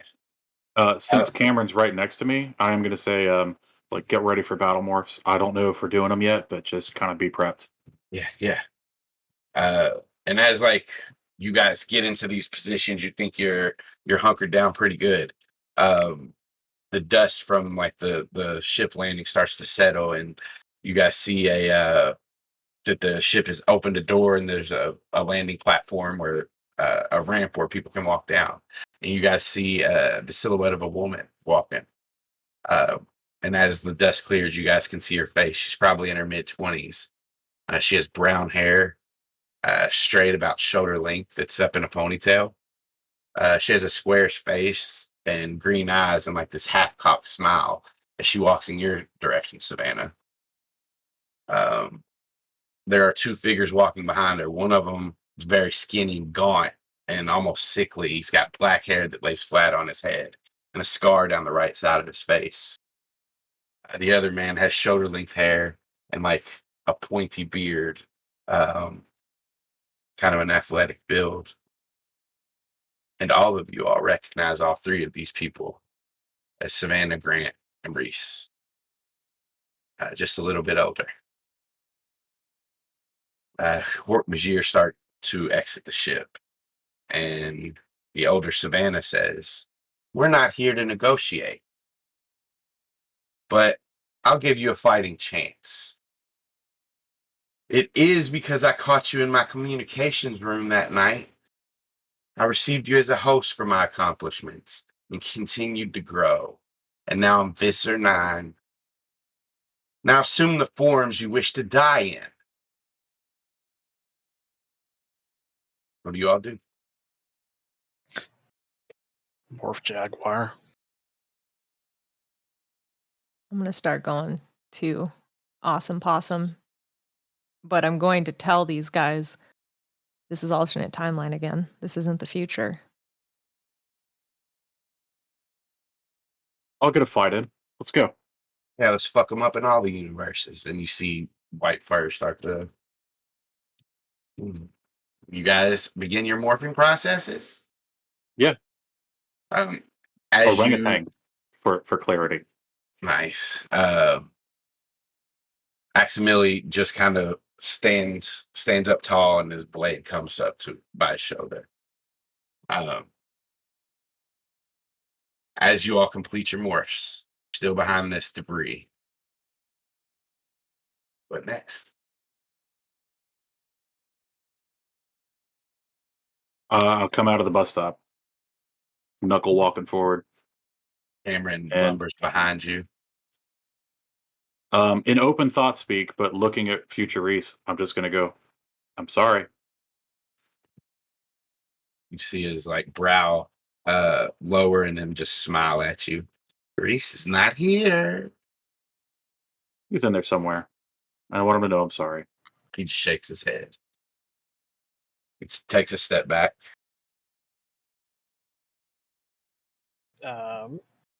I am trying to, since they're talking and doing this, and I hid in a slightly different spot, I'm trying to sneak up on them. Roll me a stealth check. Can I argue that he should have the help action? I'm from going to me give him distracting advantage them? I for don't you need it. distracting them? Okay. Do it. Jaguar has advantage. Fine. Jaguar has advantage on stealth checks if lightly obscured. But thank you guys. So, oh no, that just rolls the thing. Stealth. Dirty 20. Nice. Okay, hold on to that for me. Okay. Alex, did you have something? I did. Oh. I want to, I'll do open thought speak, but I'll say, how did you get my body and only make it to Visser 9? Private thought to speak to this man. Sick fucking bird. Yeah, nice. She just and you see as she grits her teeth at that pissed her off. But another mouth grows right into the side of her cheek. And then one grows out of her shoulder, and then her other arm turns into a tentacle, and then a bunch of little robotic insects come from behind you and slam into the ground and explode. This creates chaos all over the battlefield. Zac, Yeah. as this smoke from these explosions kind of obscures the area, you feel a thud in your side, and then you're flying across the battlefield, and something is attached to you as you're moving. The next thing you go, or the next thing you know, you're up in the air, and then you crash through a window, skid across the floor. As you catch your breath, and you start to push yourself up, a being flaps outside the window, wings on its back, and then it flies in. You see your eyes in it. They meet. And you see your eyes reflecting back to you, but that's almost all you recognize. This creature's skin is coated in veins that you can see flowing through its arms and on its chest. And its limbs. You're already a tall, lanky boy, but these limbs are elongated, and it cocks its head at you as it lands inside this building and reveals sharp teeth. It smiles and starts to move forward. And then to the rest of the group, it's hard to see anywhere around you because of the smoke, but you do hear the sound of Fort Bashir and Taxon making their way closer to where they last saw you. a lot of different ways. And with that, we're going to roll initiative, but I'm going to set up the battlefield first. Where are we at? That was an hour in. Let's actually take a break, and when we come back, we will have the battlefield and everything set up. Okay. Hey, chat, y'all been going wild. We love you. We will be back it's 9:15. We'll be back at 9:25. Until then, Pray for future Zac, because he's about to fucking die. Play for Zac. F in the chat for respects. Yeah. Bye. Bye. And we're back. We're about to roll some initiative. Fluffer McKitty, how'd you get in there? Yeah. What? What if Fluffer McKitty became the new member of our team? What if Fluffer McKitty just got swept up in all this? Well, that seems like what's happened. That's exactly what's happened. The Elemis grabbed all of us and Fluffer McKitty. I thought you guys meant in the whole thing in general. No. He did a like click the drag Elemis, selection and grabbed and the wrong accidentally. thing. Yeah. Oh, oops. You must get the kitty to decide to go with you, or the angry cat not on your team. Like 3 rounds from the end of the battle, the Elemis goes, fuck, I've had the cat on this layer the whole time. Shit. Control Z, Control Z, Control Z, Control Z. Yeah, the Alamist is just sitting in a Roll20 window, like with a mic. Yeah, wearing his church shirt with his hair slicked up. When we were first like, where are we? What are we doing? The reason he comes in, he's like, sorry, I did not respond immediately. I forgot to push to talk. I'm here. My mic was muted. My mic was muted. I thought you called it his church shirt, and we were doing another chart and Bert. Yeah, church shirt. The Bert shirt. Look at the Elvis, his church shirt. New merch idea, really quick. You know those shirts that say like, Will and 11 and whatever. They just have like a list of names. It's just that, but it's all the different names for Chart and Bart. All right. Well, while Austin is still getting this taken care of, I gotta show you guys this. He just bathes his bed. Yeah. He's very caring. It needs to be clean. You gotta clean. I just want to be pure. Cory, roll a dexterity. Okay. We can roll some initiative. We'd have to do that off of our morph. We can't use our character. Yes, I thought. But you can use any feats that have to do with initiative for your characters, if that makes sense to you. I should probably get my orangutan out. The kombucha mushroom people. Mushroom people. Every time I see they're his really name, fun guys. Wow, okay, there's a song by System of a Down. No, I knew what it was. Good. Somebody I rolled like shit. Dang. Not as bad. I got 20. Not as bad as Cameron. What the fuck is up? What the fuck is up, Kyle? Kyle, you would do that? You know what? I'm gonna pop this sheet out. How about that? How about pop it out? That. Are you going to take the sheet outside? How about that? Cash me outside sheet. How about that? How about that? Here, we'll add this. How about that? I see what animal I am. Thank you. That's great. You got it. How about that? I wasn't gonna add this Ged to the fight, but he's here, so he just got selected in the click and drag. And he's gonna fight Fluffer McKitty now. Who knew? Him, Fluffer McKitty, and Rambo. You guys Are we didn't know supposed Rambo? to see anything on the stream? Because it doesn't look like the map is visible. Not yet. I'm about to put it on there. Okay, cool. I'm just finishing up this bad boy. Chat, right. I want you to imagine a world where we did all this during the break. Yeah, some people had to pee. Somebody. That's cool. A 10-minute long pee is perfectly normal. Oh, Nate had to pee?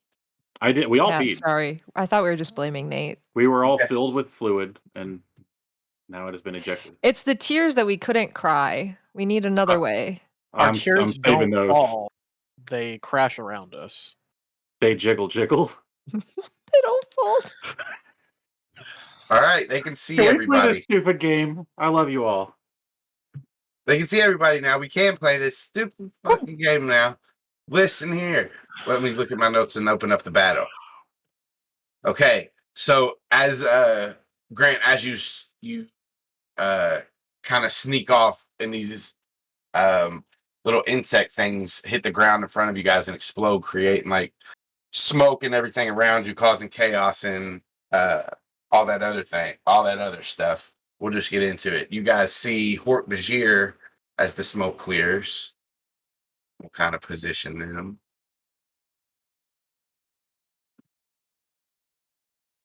3 Hort Bajir on the field. A Ged and 2 Taxon.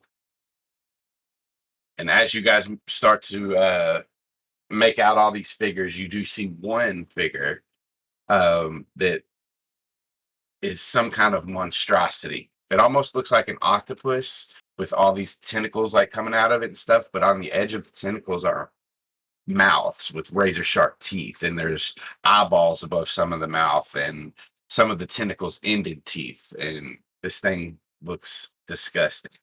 Are you talking about this? Nope. That's Future Zac. Oh. Uh, I'm glad yeah. to know this isn't a monstrosity. No, that is. Okay. Also, this picture doesn't exactly represent Future Zac, because, man, I would have loved to draw it. I don't really have time. So this is what you get. Future Zac looks like an SCP. This I Hort forget exactly Bajir. which monster that is, but I know what it is. Anyway. This Hort Bajir right here. Everybody can see me pinging it. Runs away.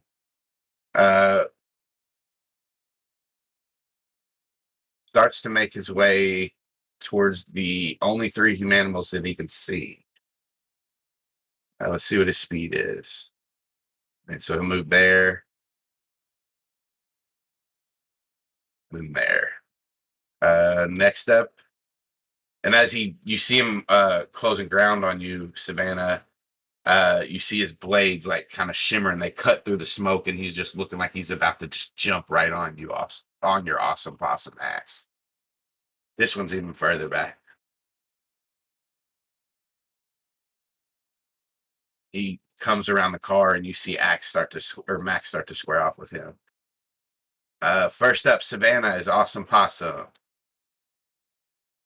Excellent. I'm going to use my bite attack. He's within 5 feet, yeah? Yeah.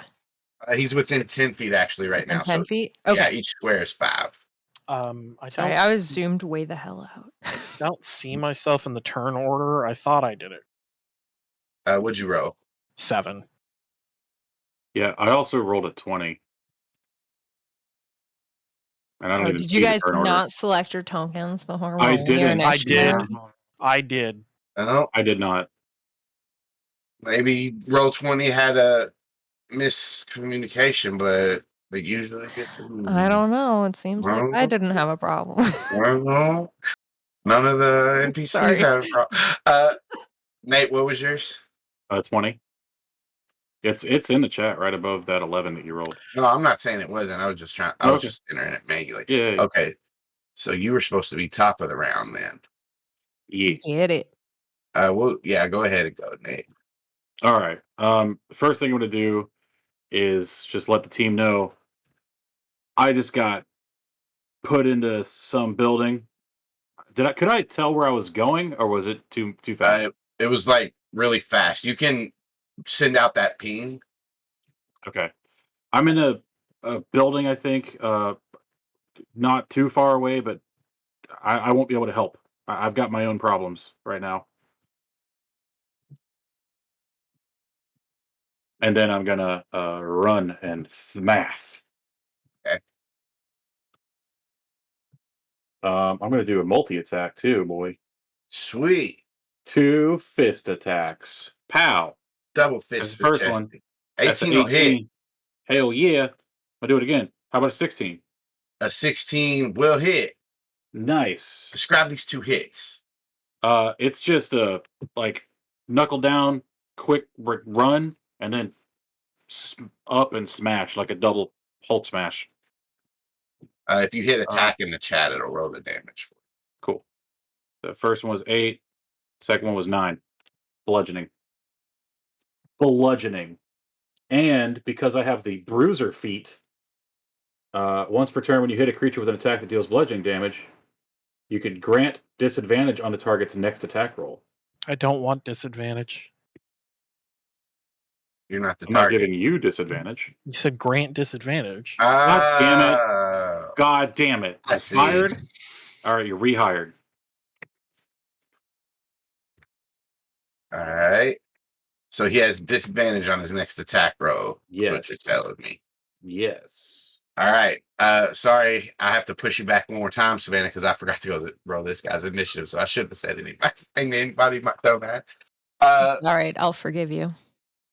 So he's also gonna, as you like lumber towards him, his hands will turn into like these tentacle looking things, and they'll ball up,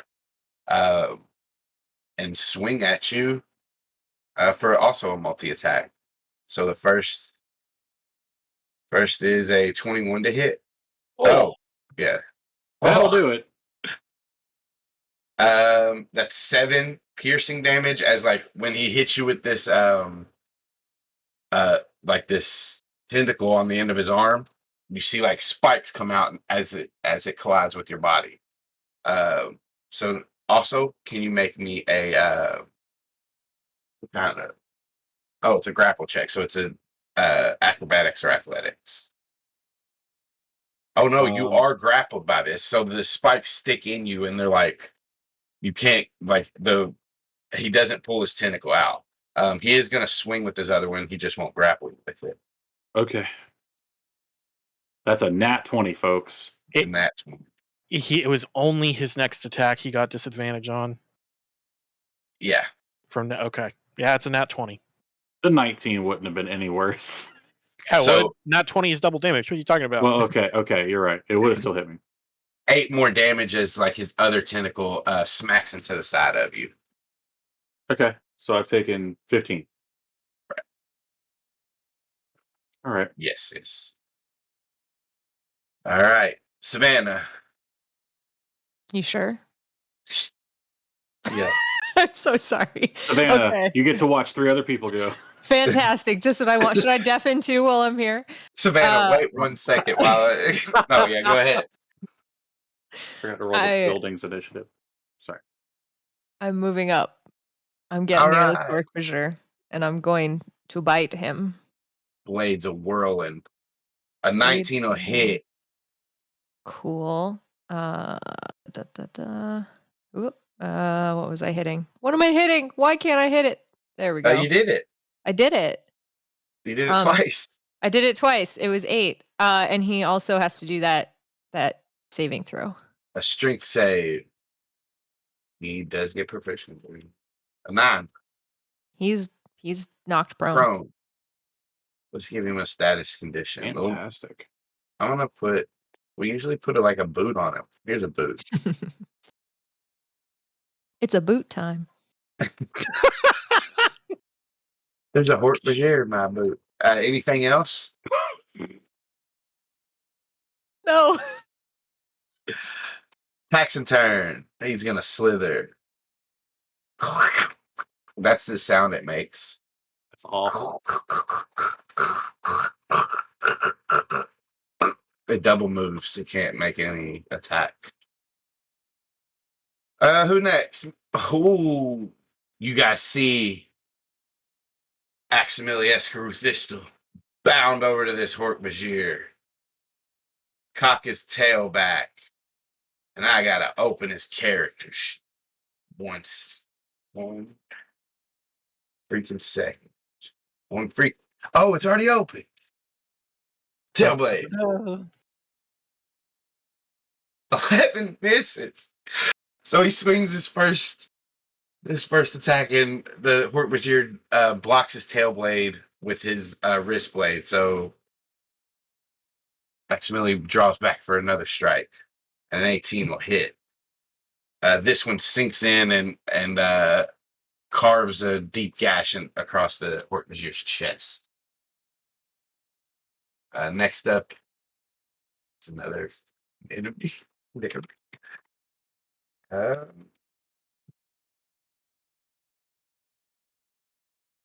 This tax in. I'm thinking 20. Oh, goes all the way up there. This Ged, what can a Ged do? Fucking leave. Yeah, that's probably what I'm I mean, The guy just goes, "This isn't where I parked my car." Whoops. I don't think we necessarily want him to leave. He runs over here and he says, "No, this isn't where I parked my ship." That's how Ged's talk. Okay. That's what he does. Jaguar Grant. I was like, did he see me? He didn't. No. He did not. All right. So Grant is going to let me see. He's going to take a bonus dash action. Actually, no, I think he's going to take his action to dash, and then he's going to use his bonus action to hide. Okay. So yeah, he wants to hide to not be seen behind, because I assume this is looking over here. Yes. Well, it has eyes all. It has mouths and eyes all over its body. Never mind. Then I'm going to pounce. Right, I will say you're essentially coming out of hiding. Yeah. So if you want advantage, you're going to get it on this attack. Yeah. So I'm going to. Because you were hidden.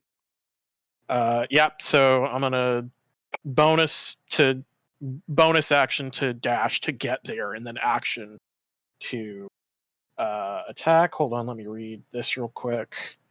Hit it with claw. Okay. 24 to hit. 24 hits. All right. So I'm going to 6 slashing damage plus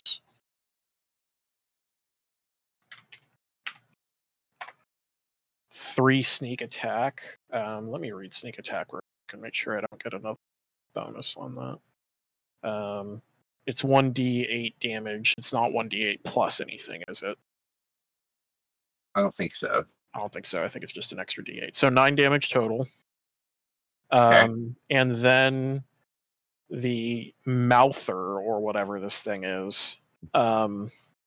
This was Savannah, right? Yeah. All right. You assume. Yeah.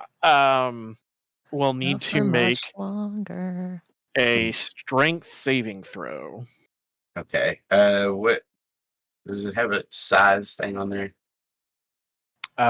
It's just if I have, I can only use pounce if I am coming from 20 feet up, but there's not a size thing.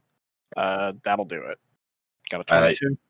Yeah, you dig into her with your claws, but she manages to keep her balance. One of the tentacles goes behind her, manages to keep her up. Okay. Anything else? Nope. Okay. For Bajir, this one. 25, 30. He's going to get here and take a swing at Aximili.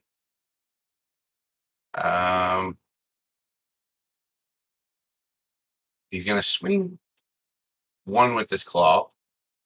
24 will hit. For 6 piercing. As he stabs Aximili in the chest and then swings his tail around. 16 will also hit, and that's 9 slashing. So 6 piercing and 9 slashing.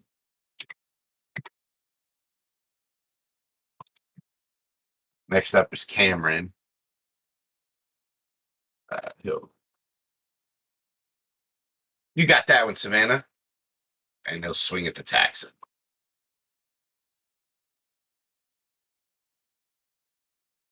He'll swing at the Taxon for a 12, which hits. Wait, is he flanking with Savannah? He's not. He could have been, but he's not. And then he'll bite at the Taxon, and that'll hit too. Oh, I rolled them both. Hit it.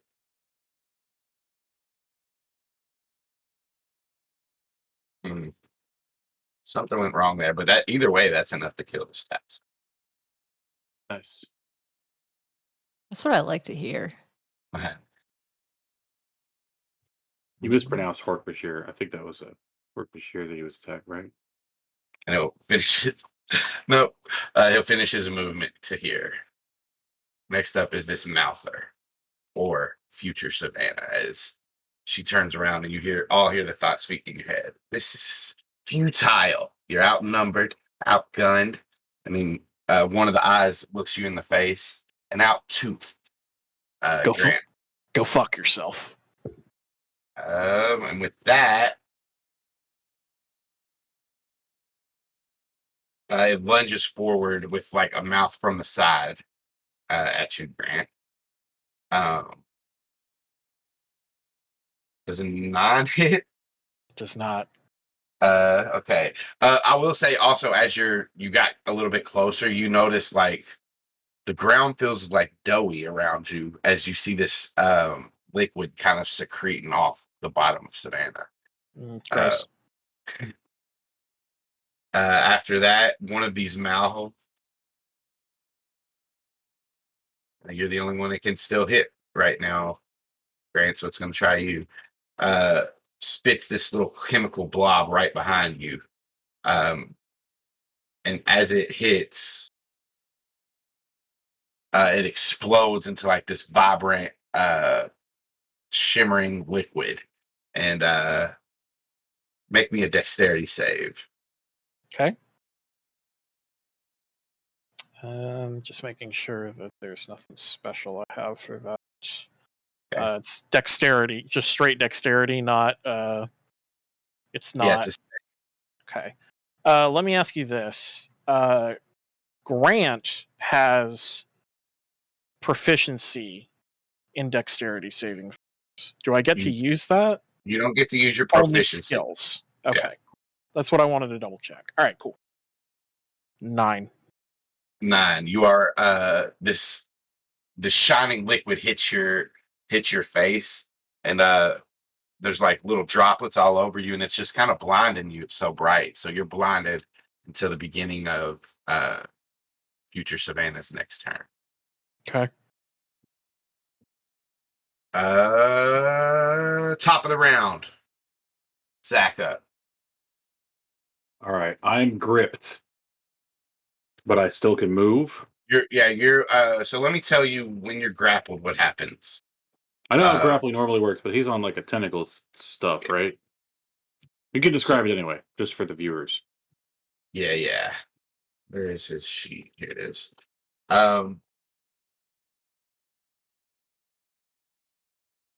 So this one wasn't the critical hit, but yeah, you're just grappled, so you're restrained. You can't move, and you have disadvantage on attack rolls. Oh shit. Okay. Can I carry it? Yeah, you can try to pick it up. You want to do that? Let's do that. How much does it weigh? Well, roll me an athletics check. It's definitely, you can definitely pick it up. Like, how's a 20 do? Is that good enough? 20. You lift him up in the air. Good. And he's still got this like clawish thing in you, but he's like up in the air, and he looks at you kind of confused. I want to be very clear. The orangutan has a special ability called Powerful Build, which means I count as one size category larger for the purposes of determining whether I can lift and move shit. So, Okay. I'm gonna heft him up and try to walk to the window. How high up am I? Oh, you're about 4 stories up. Sick. Not anymore. You jump out, and with that is basically your action. You guys are falling. I would like to plummet as a free action, please. Yeah. So, as his action, I'm gonna have you guys make opposed athletics checks. Cool. I do want to. If he loosens his grip at all, I have 4 opposable thumbs that are grabbing the side of this building. I'm gonna say, actually, high or low. Fucking low, because that's where we're going. Whoa! Yeah, boy! And Roll the in a eight, panic, everybody. you feel these spikes that are in you loosen as he's trying to he's gonna try to rearrange himself and put you to the bottom. So this is just gonna be one opposed athletics check for all the marbles. I got it. All right, you ready? Hold on, do I have an advantage on that? No, I don't have any advantage on athletics. That's a bummer. That's a big bummer. That is All right, so he manages to move you just enough. Roll me over. He's not gonna take the full damage anymore, but neither will you. So you guys are both gonna split this damage pretty much. Fine. And that was 4 stories up. That is we'll say 10 feet per story, so we'll roll 46. 46. Yeah, it's 1d6 per story per 10 feet. The joke is 46. 46 damage. Oh, Holy 46. shit. 14. So I take half of that? No. Yeah, you each take half of it. I could have hit him for harder than that. All right. Well, Just had roll lows on the d6s. yeah. Well, there was 6 and 5. Oh, well, the other 2 were low. Yeah. Should have. Which means it makes it in the middle. Does he loosen his grip? Yeah, man, he let you go in there. You guys just were flinging around and hit. But I didn't have a chance to grab the building and not fall? Okay. Because he basically That's cool. took his turn to do that. Fort Bajir, this one in front of you, Savannah, he's going to swing at you with a multi-attack. So first he's going to swing a claw down. 10 hit. Nope. You dodge out of the way. Tail swings around for a 12. No, it doesn't. Oh, misses both. Hell yeah. Next Fort Bajir, which one is that? The one in front of Axe. Maximilian. Claw Fucked up misses. all of your fake names. I did. Misses with bow. Son of a shit. Awesome possum. I am going to attempt to bite this guy again. Bite the fuck out of him. I would love to. Does a 24 work? Hell yeah. It's almost a Great. crit. 6. Oh, he was on the ground. That is advantage. He was on the ground. So it's still a 24. Yeah. He's still hanging on, but he looks pretty fucked up. Okay. Can I do a bonus action? Yeah. I want to use taunt because I want to get that second Hork-Bajir to come towards me, away from All right. Maximili. This one, the bottom one? Mm-hmm, the bottom one. All right. He's marked by you. What color you want? Pink. Green? Fuck him. Pink. Fuck him. Awesome possum turn done? That's Possum's turn done. The Taxon dead. Maximilian. Tailblade once. Hit. Tailblade twice. Hit. 6, 7. Actually, does the second one hit? Hang on. Second one does not hit.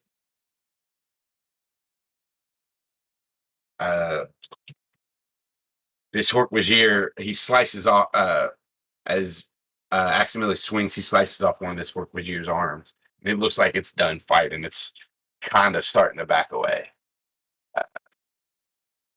This Taxon gonna go right here and just get the bear.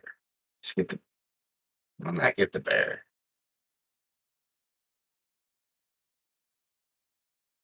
Gonna bite him. It's crit. For 14, piercing. And he's not small. So he won't make that save.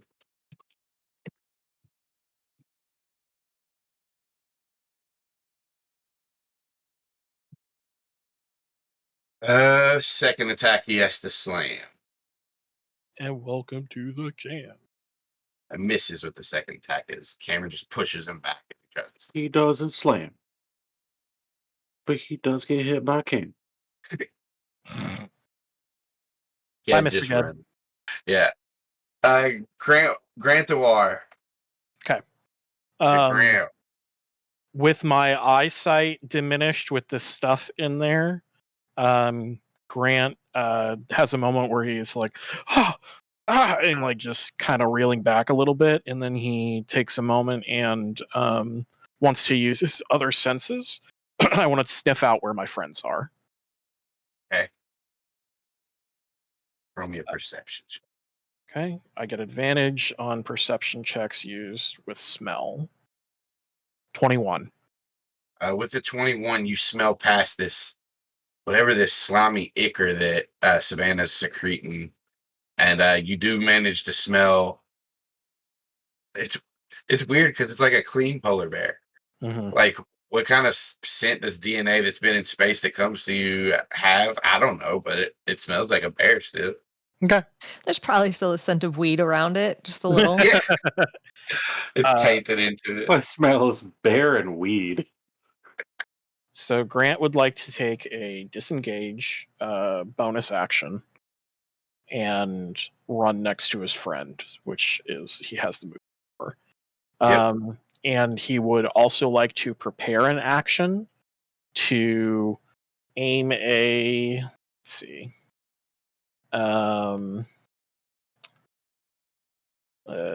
He's gonna aim a bite at the Savannah creature if it comes. He wants to prepare an action to aim a bite at the Savannah creature if she is within range and he becomes unblinded. Okay. That makes sense? Yeah. Cool. At the optimal time, you want to make sense though. Yeah. He's waiting for his eyesight to come back, and then if she's within his range, bite. What does your taunt? What does your taunt look like, Savannah, when you taunt this Hork-Bajir over here? You're muted. Oops, shit. I think as Savannah's growling over at the one that she's attacking, she's just gonna like look up at that one and like bark loudly as Awesome Possum, and then like just growl like a direct challenge, like as a dog would, right at that one. As you do that, and you see the arm of the other one that Aximilis fighting drop, this one just grits its beak and plows towards you, and Max is gonna get an opportunity attack on it. That'll hit. There's 7 slashing. Let's see what this boy. Oh, that's our boy. Okay, good. Yeah, that one's your boy. He does like take a slash in the back, but he's gonna come forward with his wrist blade. So does he get advantage on you? He does. He has advantage on me now. Okay. So his claw attack has advantage. It's a 22. Yeah. For 7 piercing. And as he like regains himself from that stumble, he's actually gonna take one more step behind you and then swing his tail blade. So he still has advantage. Yeah. 16. Mm-hmm. For 9 slashing.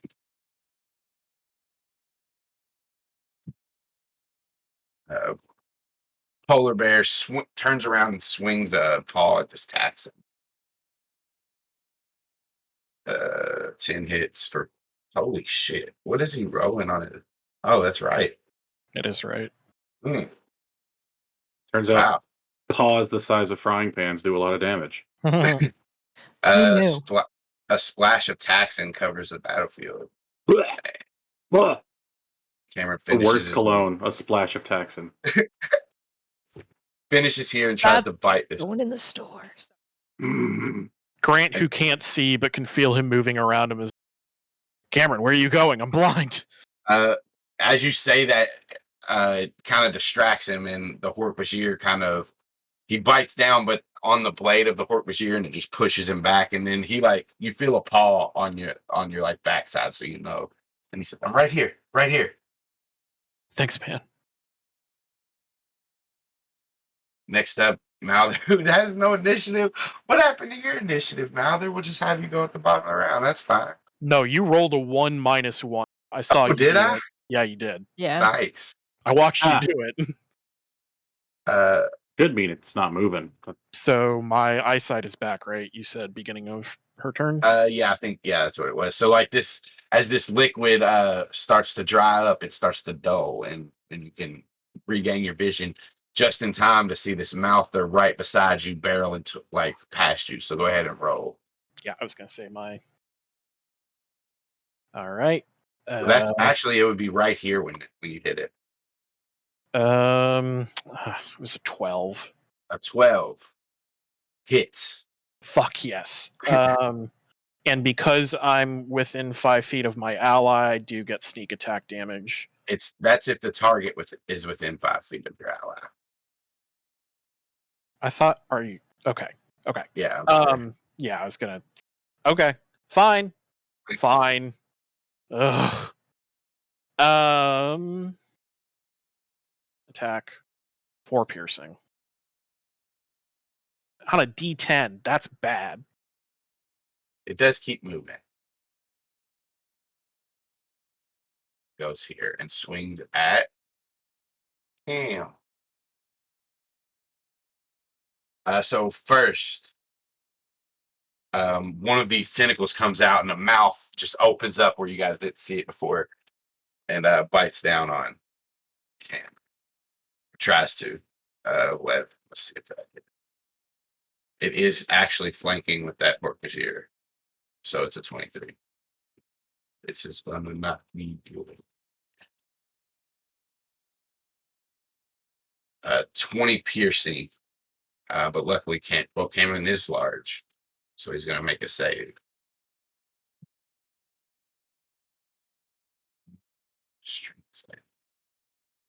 He does not knock prone, but he does take 20 damage. You guys see a chunk of Cameron's side just get ripped out of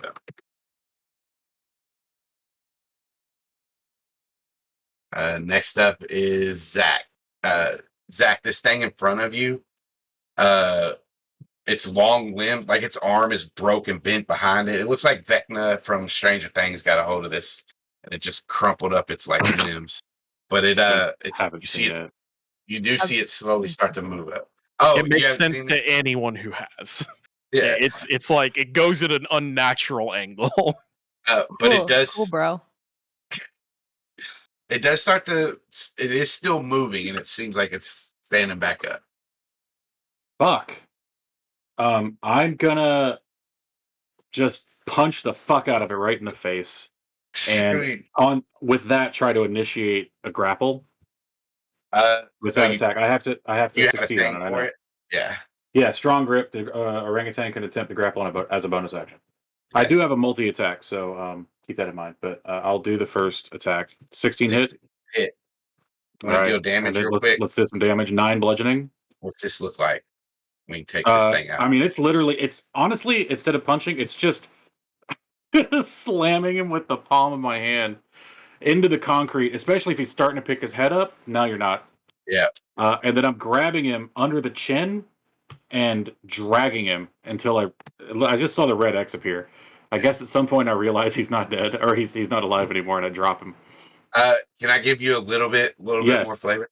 So as you smash his head and you start walking with him, and you're like gonna use his body to beat these other motherfuckers with, you look down and see the skull is like crumbled in between your hands from slamming him so hard, and you're squeezing onto a little blob of gray. You can just squeeze it as a free action if you want. No. No. Oh. I like throw it, and then I start running as fast as I can. I can't take a dash action at this point, but I would like to use a superiority die to dang, let me pick here. Hang on. What's your movement? My movement's only 30. So you can go 5, 10, 15. Well, you had to get up for prone. So 5, 10, 15, you can get here. How's everybody looking? Fine right now. How's Cameron looking? That includes Cameron and Axe. Cameron, it looks like he's like stumbling around from losing blood. He's not looking great, but he's not out of the fight yet. Okay. Max seems to be holding his own, but this big thing just showed up. So okay, so I'm gonna use a superiority die to rally Cameron. He gains temporary hit points equal to the superiority die roll plus my charisma modifier. And Nice. hopefully that's charisma as Zac and not as an orangutan. Yes, you can use Zach's charisma Cool. as that one. So that's a D6, I think, right? All right. Yeah, you can roll it.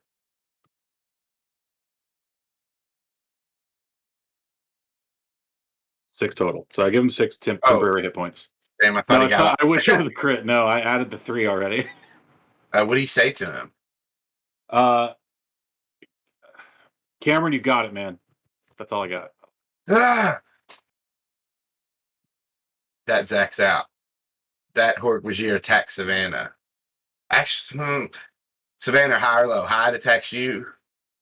Oh, well, no. You choose what it attacks on. Yeah, high or low. I'll tell you. High or low, and you're going to get low. No, what do you want? What do you want He's for it the to one attack? that I have on the ground, right? Is that first one up there? Yeah. This. Oh, yeah, attack me. All right, but do you want high or low? Actually, High. I'm going to say you're on top of him, and Yep. you've got him prone, and you've been tearing I've been- into him. He is I've going been to fucking attack. him up. Yeah, But he you does have should. disadvantage because he's on the ground. So Cool. 18, It hits. 4 piercing. And then the tail whips up also with disadvantage for an 8. Does not hit. It swings past and you dodge it out of it. Hey, nice. This one is scared. He's going to run. No mercy. Wait a minute. Are we showing mercy? No, probably not. As soon as thwack. Maybe thwack. Maybe thwack against the ground if he does. Thwack against the ground. Oh, he doesn't get a second one. For that- Overlapping with Grant's answer, by the way, Zach would be like, absolutely not. Just at the same time. Right. Thwacks on the ground for the moment of the hesitation. Like, should I? And misses. Savannah.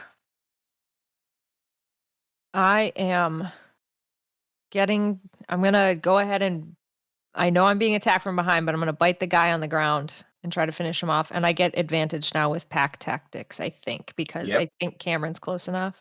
Yep. So I have a 15. 15 just hits. It does 11 piercing damage. Yeah, if you want to, tell me how you kill this thing. Well, this motherfucker just slashed at me and hit me and then uselessly tried to like whip his tail up behind me. So I think it's just a matter of like rearing back the awesome possum head and then like going down right at his chest cavity and just crunching with all of that massive, completely mutated bite force, trying to crush this fucker. Yeah, blades crumble everywhere like fucking a seal. Wait a minute. You know what I meant. Yeah. Like I knew what you meant. Yeah. I didn't. The seal Like door, in Lord of the Rings when the sword ring falls and shatters. Sick. I got it now. Yep. Done, Savannah. You can move. You know what? That guy's still focused on me, so I am gonna move, but I'm just gonna kind of jump off and swing around to like. I mean, mechanically this doesn't do much, but story flavor. Try to get him not focused on Cameron and still keep him on me. Want to hit? Yeah, go for it. Mechanically, you're right. That doesn't do anything, but if you move one more up, you have flanking with Cameron, which you don't need, but Cameron might use. Hey, cool. There you go, Cameron. Max lets that Hork-Bajir run and turns to this monstrosity. I was going to call it a monstrosity puss, and I decided to not do that. Monstroctopus. It was better than I thought it was going to be. That's so good. Flanking with Grant. So it is a 25. Hell yeah.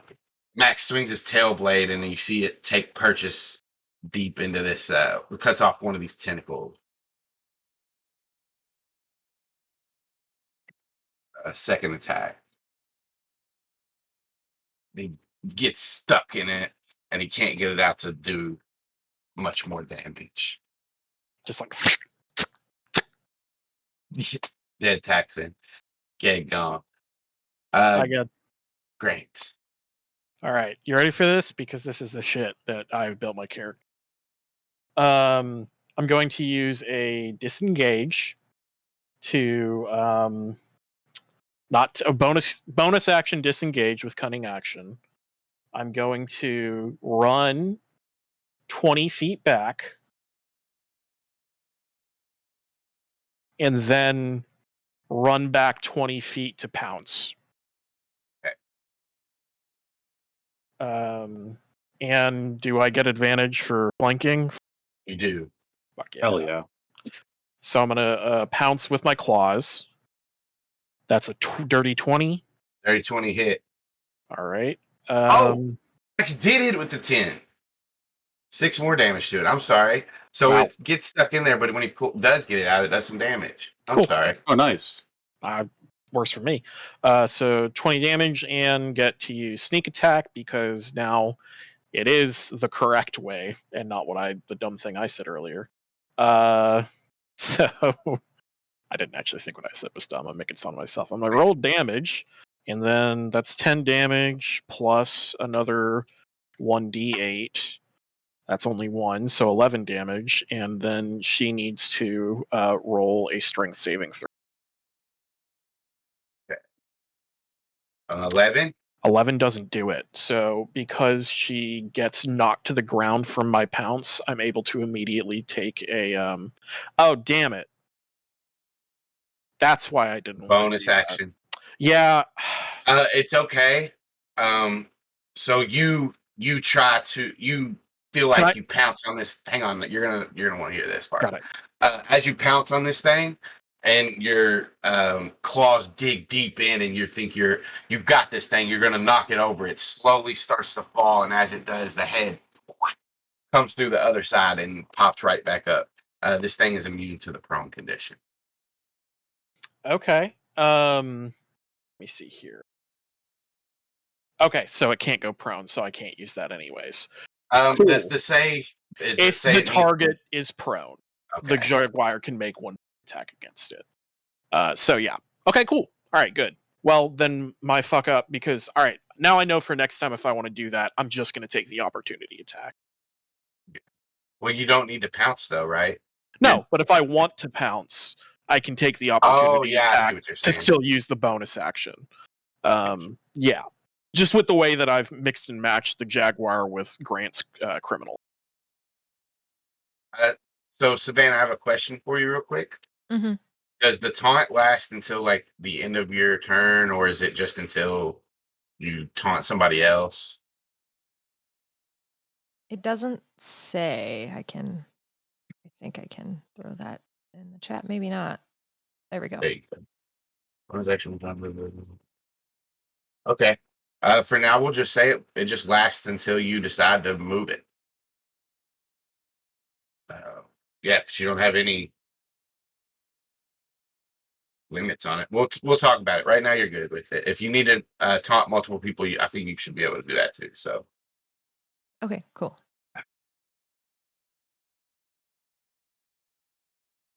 This is weird. All right. Well, we're gonna swing first, see what happens. 13 to hit. Nope. Tail. 11 to hit. Mm-mm. All right. This Hork-Bajir is in a panic now. It's surrounded by the coolest looking futuristic dog ever and a big old polar bear with the blood coming out of it staining. He does on Cameron. He does not on Savannah. And he misses. So Cameron's turn.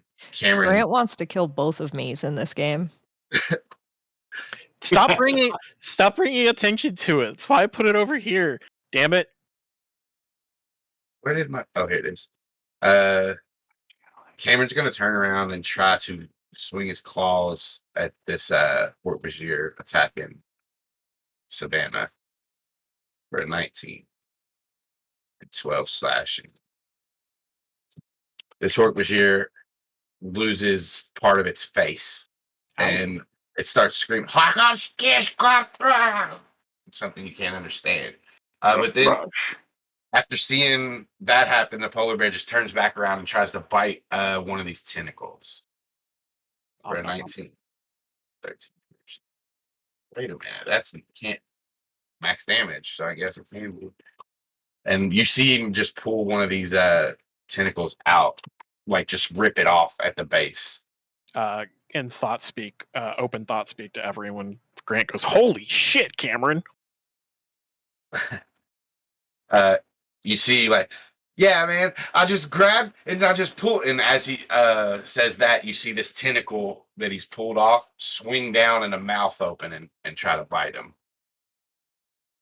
He bit off? Yeah, the bit off one. Fuck. 19 will hit. This thing's mean. Oh, and it does have advantage with that because you're still barely alive. So that's a crit on Cameron. You know what? No, I refuse to raise the roof on enemy crits. I'm not doing I understand. I'm not doing You're it. right. No, you you're can right. do it. You can do it, DM. You're trying to kill us. You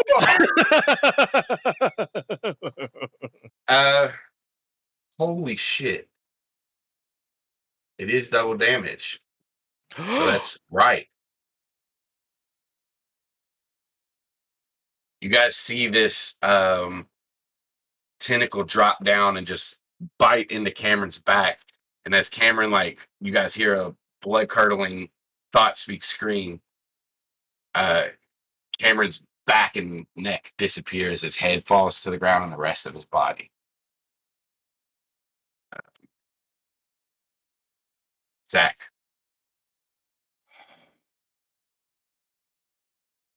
Temporary HP Gone.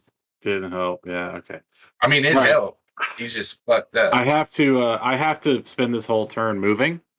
Can I make like an intimidation check against these two Hork-Bajir as I'm moving by yelling, "You should run, idiots"? This one's As already running away.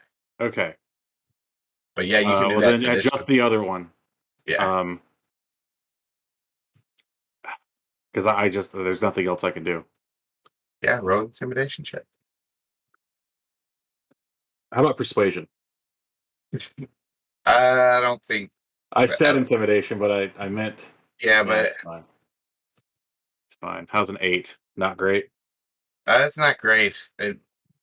Not great. It seems to be focused on this dog behind it. So, you want to move? Yeah, I gotta go 60. God, if I double dash, I can get there. I can't attack. I can't attack then, though, right? Okay. Last question. I can't seem to select my dude. Oh, that's weird. Here, I got you. Thanks. The inspiring resolve, is that a bonus action? What does it say? Just says through sheer will you grant yourself and your ally here. I'll just click it. I clicked it. It didn't go. There it goes. Okay.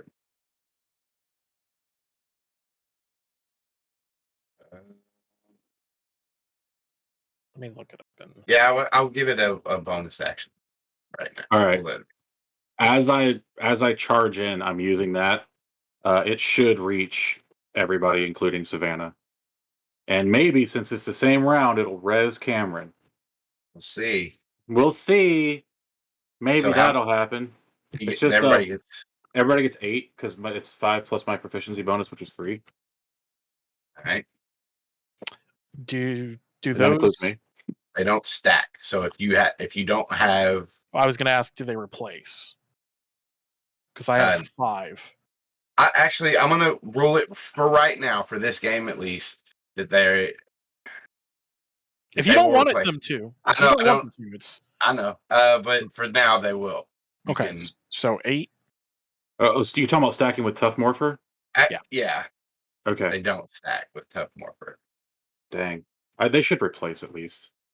In to get the extra difference. In like the basic game, they do not. Damn. But you can also have ways to gain hit points back in the basic game easier. Okay. So 8. 8. Yeah, everybody gets 8. 8. Max gets 8. Cameron gets 8. I'm trying. You say that you like try to dig into Cameron and you don't get any response from him. This Hork-Bajir runs more. You coward! Awesome possum. I just Animorph shit. Savannah's screaming out to Cameron, demorph. It doesn't matter if she gets a response or not. She's screaming that at him. And then she will try to bite this Hork-Bajir in front of her. Wait, no, Cameron's down, so I don't get anything, right? Correct. Okay, so just 9. 9 misses. Oh, he's prone. No, was he prone? Did he roll prone? I don't think he rolled it. Well, let's see then.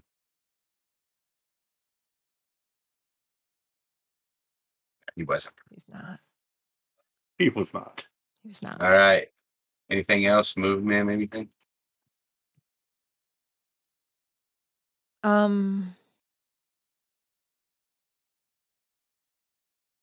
I can keep the taunt on me even when I move, correct? Mm-hmm.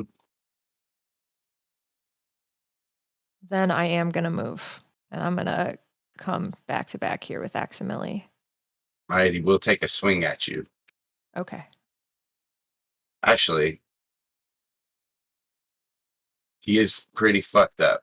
High or low, Savannah, since this is a... Low. As you run away from him, he quickly talons to the ground and takes off. That fucking coward. Max is gonna swing, seeing Cameron go down. 25 will hit as a crit.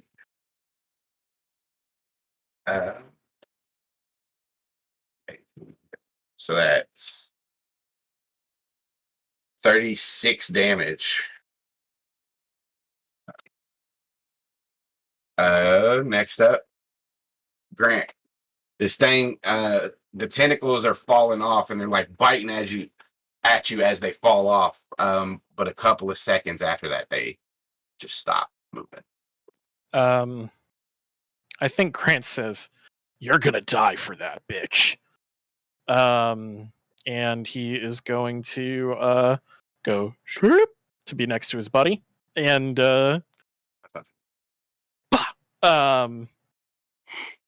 he will. Do I still get advantage for? So you are a large creature, and you're still flanking with Max, so that gives you advantage. Cool. All right. So we are going to bite. Bite. 18 hits. Good. So roll that attack. That's 13 piercing. 8. Struggling to get the 8. 18 total. 18 damage. Okay.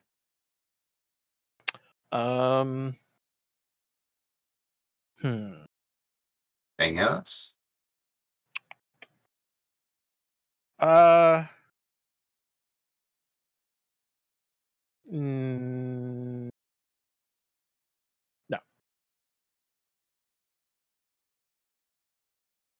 You guys see, as you move around this polar bear, and as you take your swipe, Grant, or your bite, you guys can see inside Cameron's side, and you see an artery just squirt blood out. Next up is future Savannah. She swings one of these tentacles towards Grant. And at the end of it, a mouth appears. Does a 10 hit? That doesn't do it. Out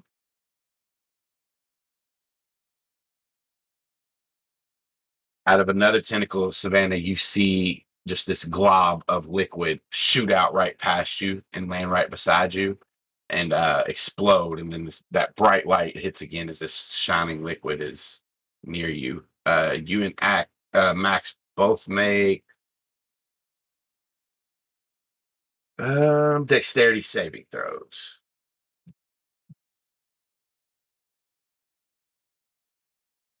That didn't go well for me.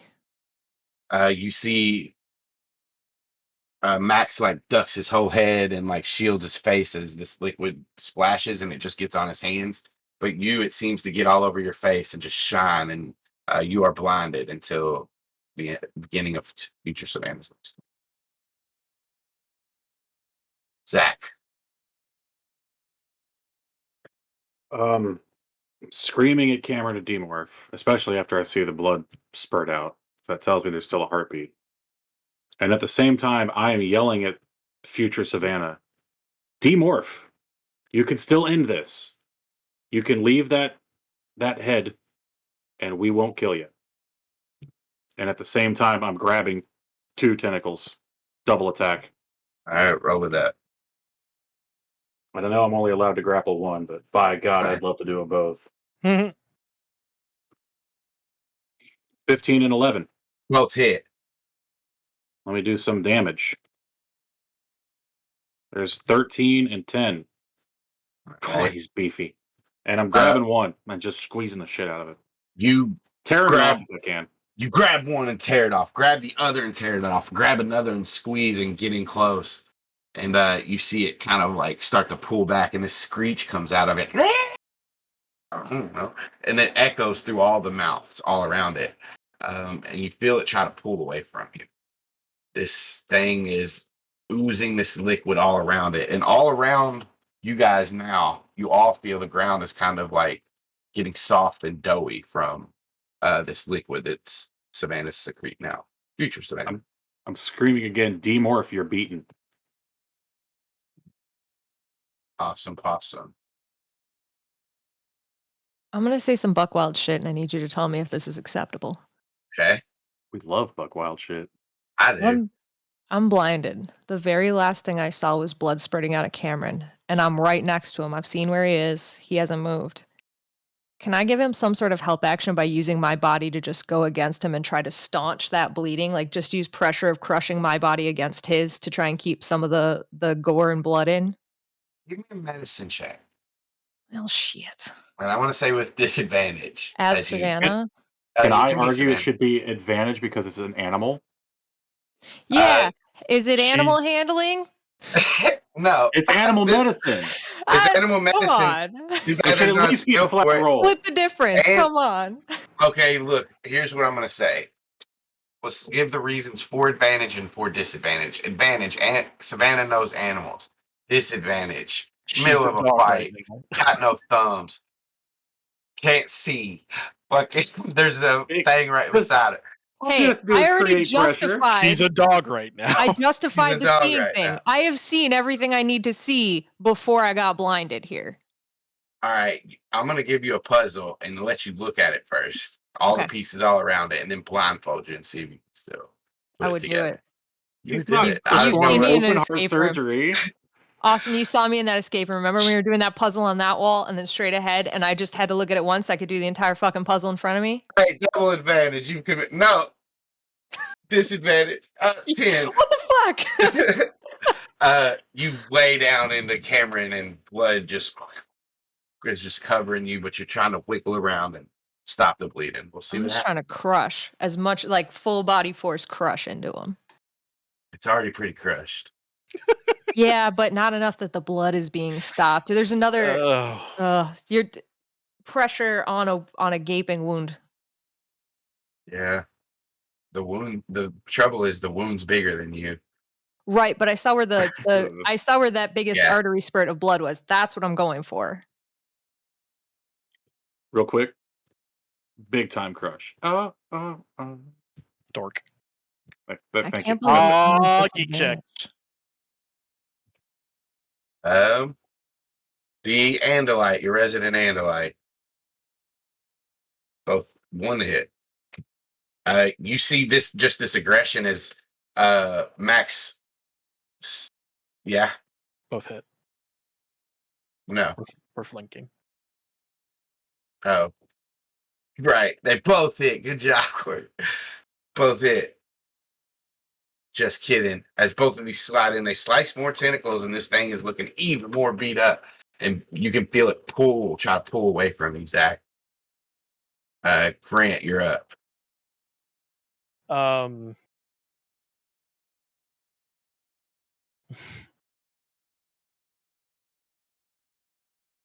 I think Grant is going to I think what Grant's going to do is he's going to say in open thought speak to everyone here,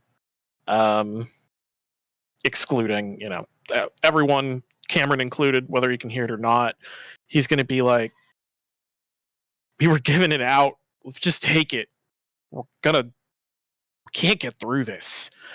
And then he'll bite. 23. 23 hits. Okay.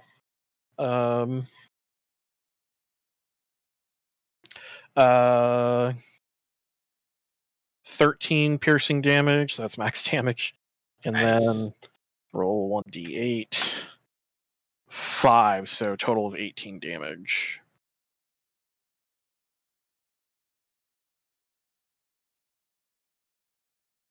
Done? Unless you can tell me how I can perform the hide action right now, I think I'm done. Maybe if you climb in Cameron's wound, you could. Just smell bad on the outside. Yeah, just You can just try be to lay like, down. yeah. I mean, if you'll let me, I will take a hide action, but that seems like bullshit nonsense right now to me. I will let you do it, but you got to get behind Cameron. You'd have to move back here. I would take an opportunity attack for that shirt, certainly. Yeah, no. That's going to be me. All right.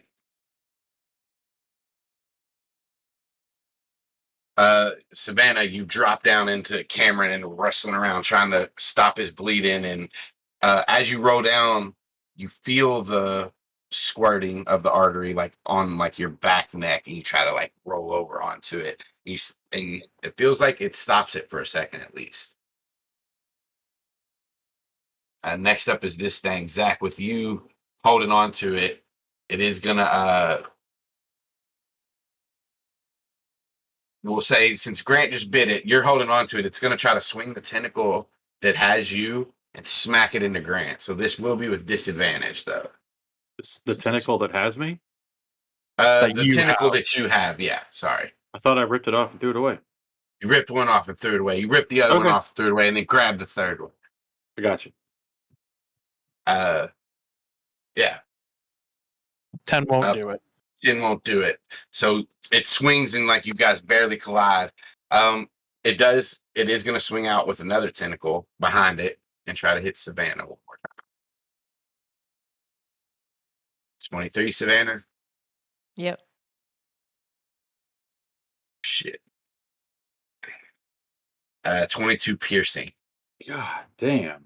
It's it swings back and hits you as you're inside Cameron's body, and you feel like you and the bear's body push 3 feet away. After that, though, it does try to move and pull you guys with it. So it moves out of everybody except Max's threatened space. So everybody can make an opportunity. Grant, hit. Hit. Is it a crit then? Yes. Nice. All with advantage. Nice. Yes. This includes Savannah. I can make a. Yeah. Oh, you're laying down in Cameron, trying to stop the bleeding, but this thing is still within 5 feet of it. And a 24 will hit. Everybody hits. Roll them up. I did 16 already. She is after me in the order. Yes. Yeah. She's at the bottom of it. Okay, cool. I can't use sneak attack. 11 piercing. All right. So we have. I'm gonna that is enough. You three as a team, describe to me how you dismantle future Savannah, or what you do with future Savannah. As it's moving away, I grab the whole thing bodily and drag it back. Just enough that everyone else can still reach it. That's my part. I have a suggestion for Awesome Possum and Savannah if you'd like to hear it, unless I you would had an love idea. to hear it. I think that with the way that it's running away and the way that I'm behind, that Awesome Possum jumps up towards its primary neck while I go for its skull. Yeah, if there's a way we can roll that into like just being dragged by it and just getting that opportunity bite, I would love to do that. Yeah, you guys tell me how you do it. Just as it's getting running away and getting dragged back, Zac is pulling it towards while Grant is jumping up back to the skull and just crushing it in its mouth. And I think Possum would just come up from below and grab right at like the throat area and just tear back. You guys hear this blood curdle as this liquid falls and just covers you all as this thing stops moving. Savannah, when you pierce its throat and pull it out, you hear something in the back of it pop, and that you see that liquid again that was all over you. As like your sight is starting to come back, you see the sack bust inside it, and all this liquid brighten up all around you as you're all blinded, and then back into the space with the mist. Everybody demorphed. Zac is crying Is and Cameron muttering, "You could have demorphed. You could have demorphed."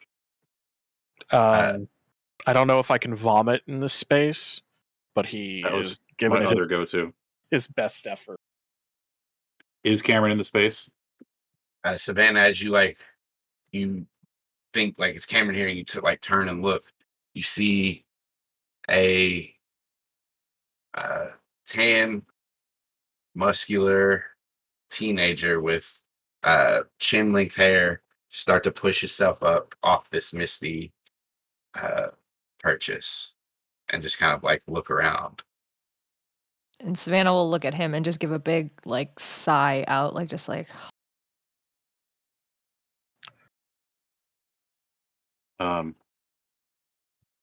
You guys see the Elemist come out of the mist in front of you.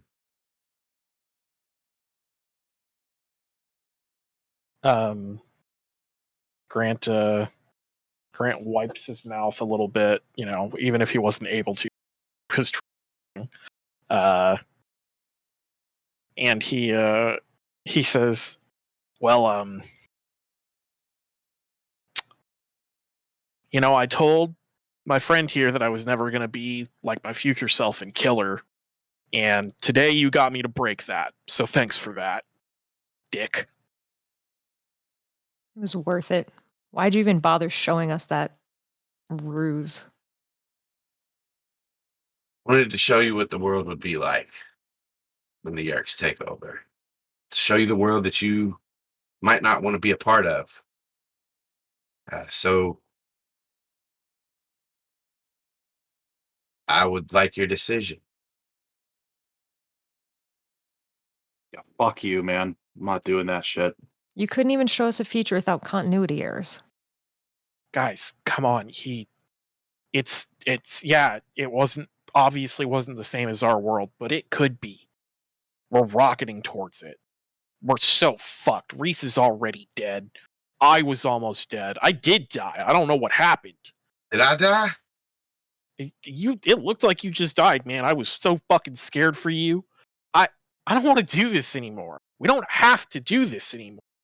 Fuck this. What do you mean, fuck this? What are we gonna do? Walk away and leave it so that everybody else has to live through that future? Well, we what? Fucking sit in comfortable chairs and hang out all day and watch TV.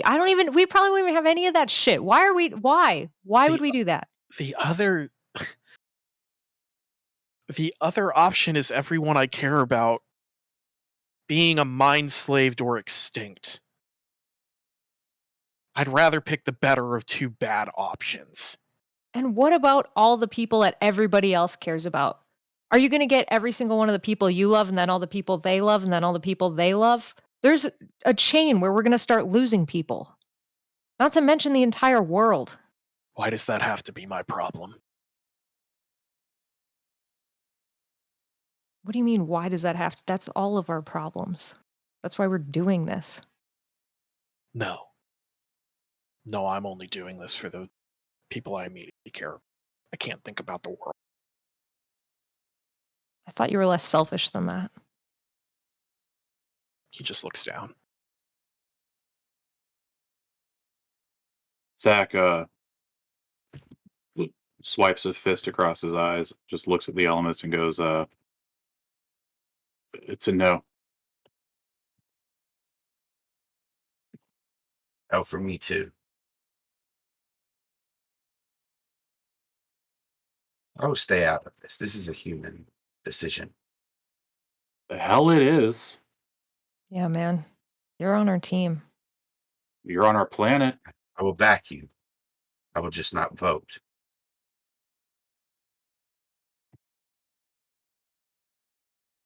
Okay.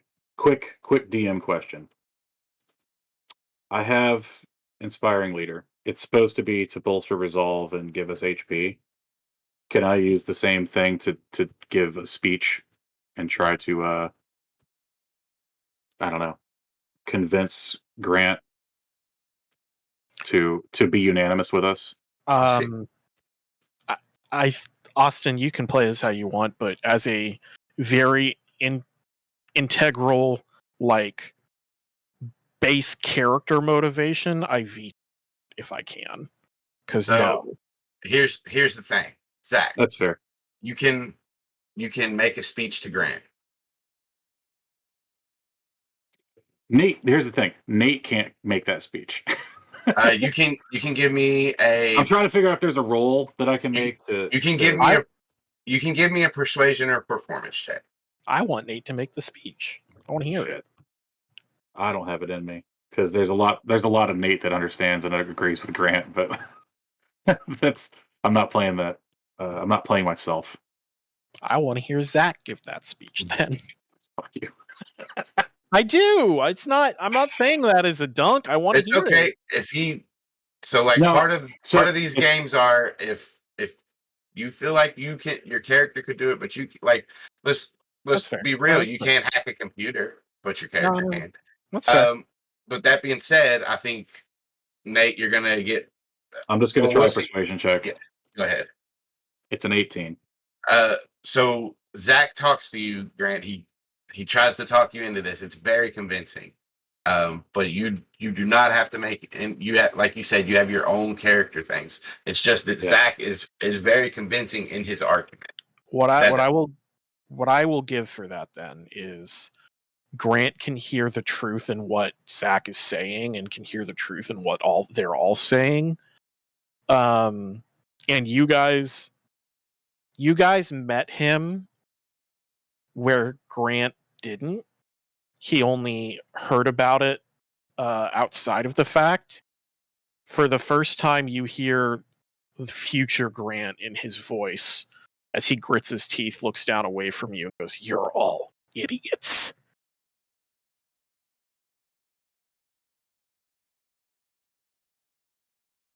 Very well.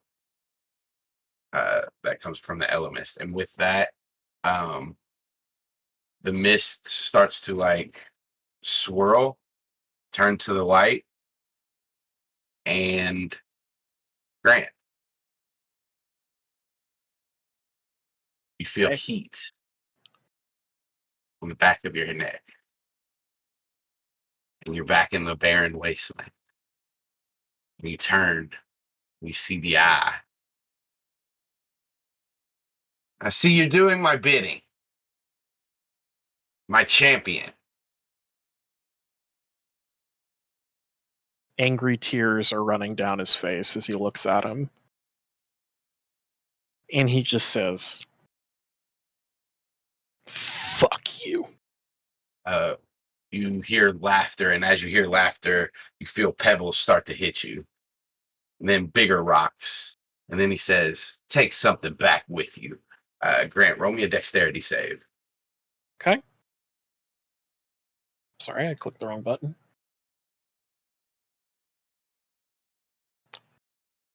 $17.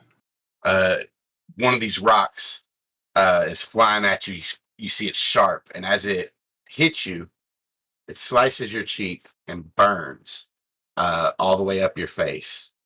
It starts to burn. You start to scream, and then you're back in your cat body inside this room with Chapman, and he has pulled the book. Savannah, you are back down in the room below. You glance over at the monitor, and you see the 11 go to 10. Aximili's on the ground.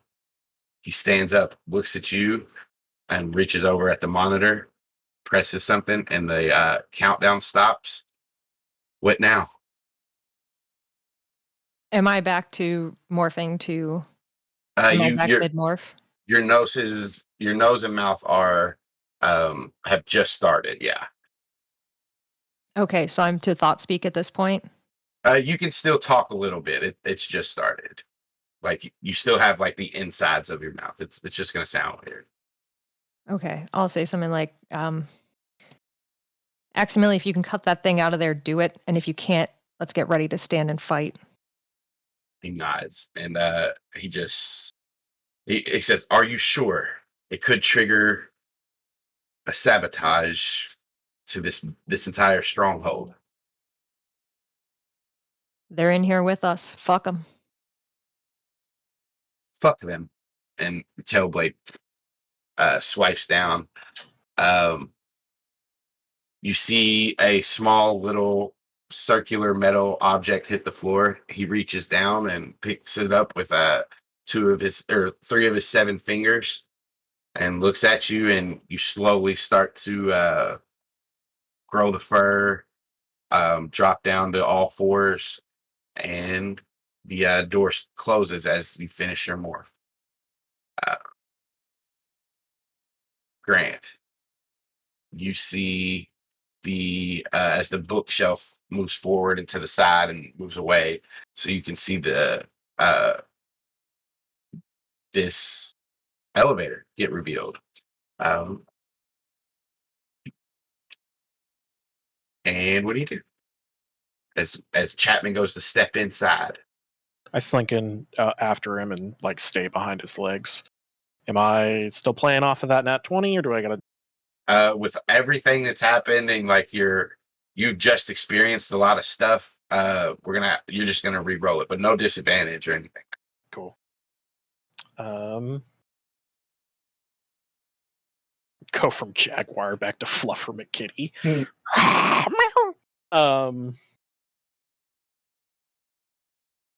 Let's see. That's a nat 1.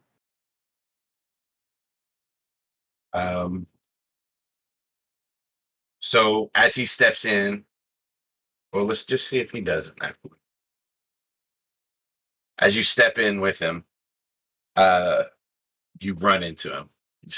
You got a lot of stuff in your mind, and he like turns and looks back at you, cocks his foot back, and kicks you again.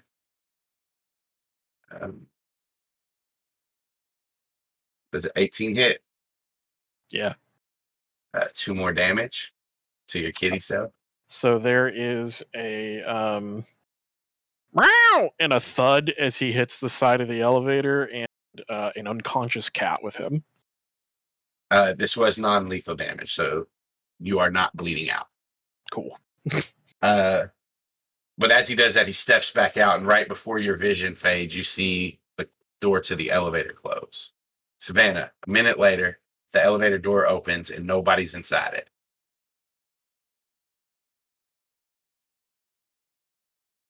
You're muted. You're muted. All right. Then I am going to Can I just do like a check, like using my senses to see, like to make sure there's nothing in it? Yeah, give me a perception check. All right. And I have advantage 20. You look and sniff around in here. You do smell the scent of Chapman and a cat. But it seems like it was caught and moved. If that makes sense, like it's a whiff of it.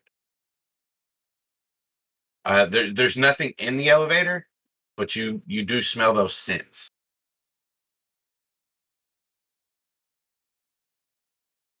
Okay. I'll Is step there in like what? was there something else you were trying to glean from it? I guess, can I tell how recently they were in there? Oh yeah, it's a fresh scent. Um, Chapman's, you smell his scent as soon as you got into Morph. This smelled like maybe some sweat, a little bit of sweat that has just started. Recently. He's right there, is basically what you're saying. Mhm. Okay. Then I will step into the elevator as Possum. And I'm going to say, Aximili, come in here. You can carry the transponder as a mouse. Immediately go to mouse. Yes, and he starts to morph.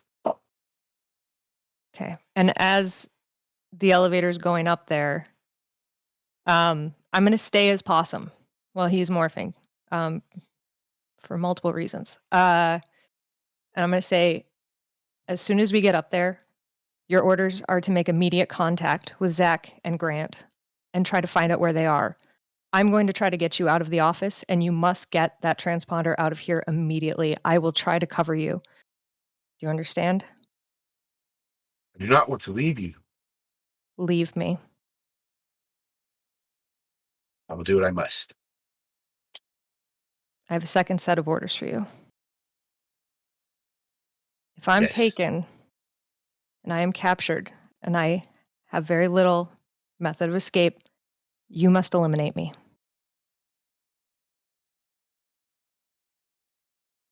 As a mouse, You can come back later. You don't have to do it as a mouse. I will honor you in that way. Thank you.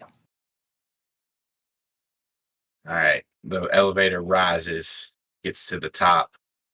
The door starts to rise. As it gets to the top, you see Chapman turn around. Eyes go wide as he sees this snarling, futuristic, scarred up dog. Well, not really scarred up, but enhanced dog growling at him. You see Aximili take off underneath his feet to the door, gets to the door, can't get underneath it, and it's closed. He like looks around. See something. With advantage, he smells a cat laying on the ground, and you see him run and hide behind it. And Chapman looks at you, and he starts to scramble, like patting his belt. What do you do? I'm gonna jump at him. You know what? Fuck it. I'm gonna attack him. I'm gonna go right for it. I'm gonna try to attack him. All right, roll it up. All right. I guess I'm using my bite attack. Crit 1. He manages to, like, you jump at him, and he jumps out of the way, falls into like that chair beside him, and pushes himself back up as you're in between him and the door now. Unless, Yes. does it count as pack tactics with a mouse and an incapacitated This is cat? a pretty small room. High or low? Who hasn't got to pick one yet? I don't think she has. Has she? I have. Yeah. Then me, because I don't think All I've right. done this High or episode. low? It's always high. Always high. Damn it! Not so much. No pack tactics. Sorry. Fine. I will say now though, the cat got kicked across the room. The mouse ran beside it, and the chair's like, you can't see it right now, but the chair's like right there. So he fell in the chair. Now you have pack, but now you're also in between him and the door. So Okay. I can work with that. you Right. also hear pings. Savannah, Max from Grant and oh no, not from Grant. Grant was pinging and he's out. Yeah, that's right. So go ahead, Savannah. I'm sorry. All right. He's in the chair. Can I continue to try and like growl? I've already jumped at him, tried to bite, trying to scare him, and try to get him, like, work it in a way so I'm coming around to get him into that elevator. Yeah, give me an intimidation. Okay. As Possum, right? You can use strength or charisma, but you can use, if you use charisma, you can use yours. Strength. 22. Like he is like still like, you see on his hip, he does have a gun and he hasn't been able to pull it yet, but he's got his hand over it. And as you guys kind of circle, he thinks he's got his opportunity and he jumps back in the elevator and hits the button. You can take an opportunity attack. Nope. I am growling. I'm making it. I am stalking towards him, but I am letting those doors close. He says, stupid Andalite. And as the doors are closing, he does pull a gun. I will give him a disadvantage because no, he just pulls the gun and shoots it. A 21. Yep. 2 piercing. Okay. Where was that when you shot me?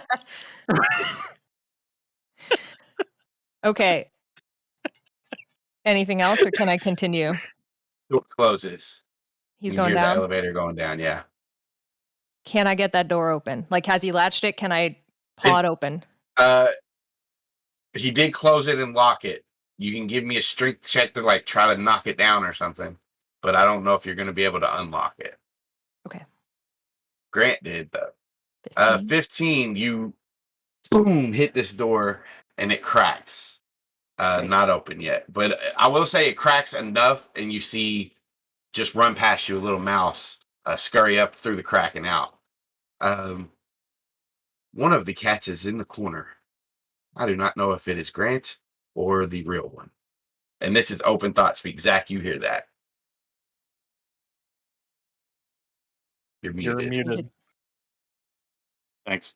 Do I have eyes on the real one? Give me a perception check as you're circling around upstairs or outside. Okay. I do want to remind you that we were going to Battle Morphs. You all were still in Almorphs. Yeah, we were planning to go to Battle Morph because they When I said I was going into the elevator. Yeah, when Chapman was going in. Oh, I'm sorry. I must have missed that. That was when Grant went into the room with Chapman as they were about to get on the elevator. So there was that fight. I got knocked out. She came up. They fought. They went in there. So that's the time frame between when that was communicated. Yeah, it's been long enough for Savannah to morph at least, because that's when the elevator started coming up. I will say, all right. So I you was guys halfway morphed, and I have speed morpher. So, well, I also do. but I was halfway morphed with it. I understand. I'll say you guys are getting ready to start your battle morphs. Okay, so I am human. Yeah. Sorry, I didn't hear you say that earlier. That's cool. Perception is that it's a 2. So I'm just gonna. I can't respond. But X-Men said it in open thought speak, correct? Yeah, he did say it where you all could hear it. I'll say Cameron looks around too. Okay, then I'm immediately replying to Aximile saying, "I'll grab the cat in the room. We'll figure it out later." So now, Zach, do you continue to go after hearing that? Yeah. I would have landed probably like the yard opposite mine. Okay. Like on the other side of Chapman's house. Yeah. You know what I'm saying? And try to go to orangutan. All right. Because I have an idea for a distraction that I'm just gonna go ahead and proceed with. All right. I'm gonna say you're starting to morph, and you see Cameron like looking out of your treehouse, and he's also starting to morph, getting more bulky. Savannah. I want to try to take down this door again. Roll another string. 16. This time you make a crack it enough for you to be able to squeeze through if you want. I want to grab the cat and then squeeze through the door. Yeah, it's easy enough to get a cat by the scruff with your mouth. Mhm. You shoot out.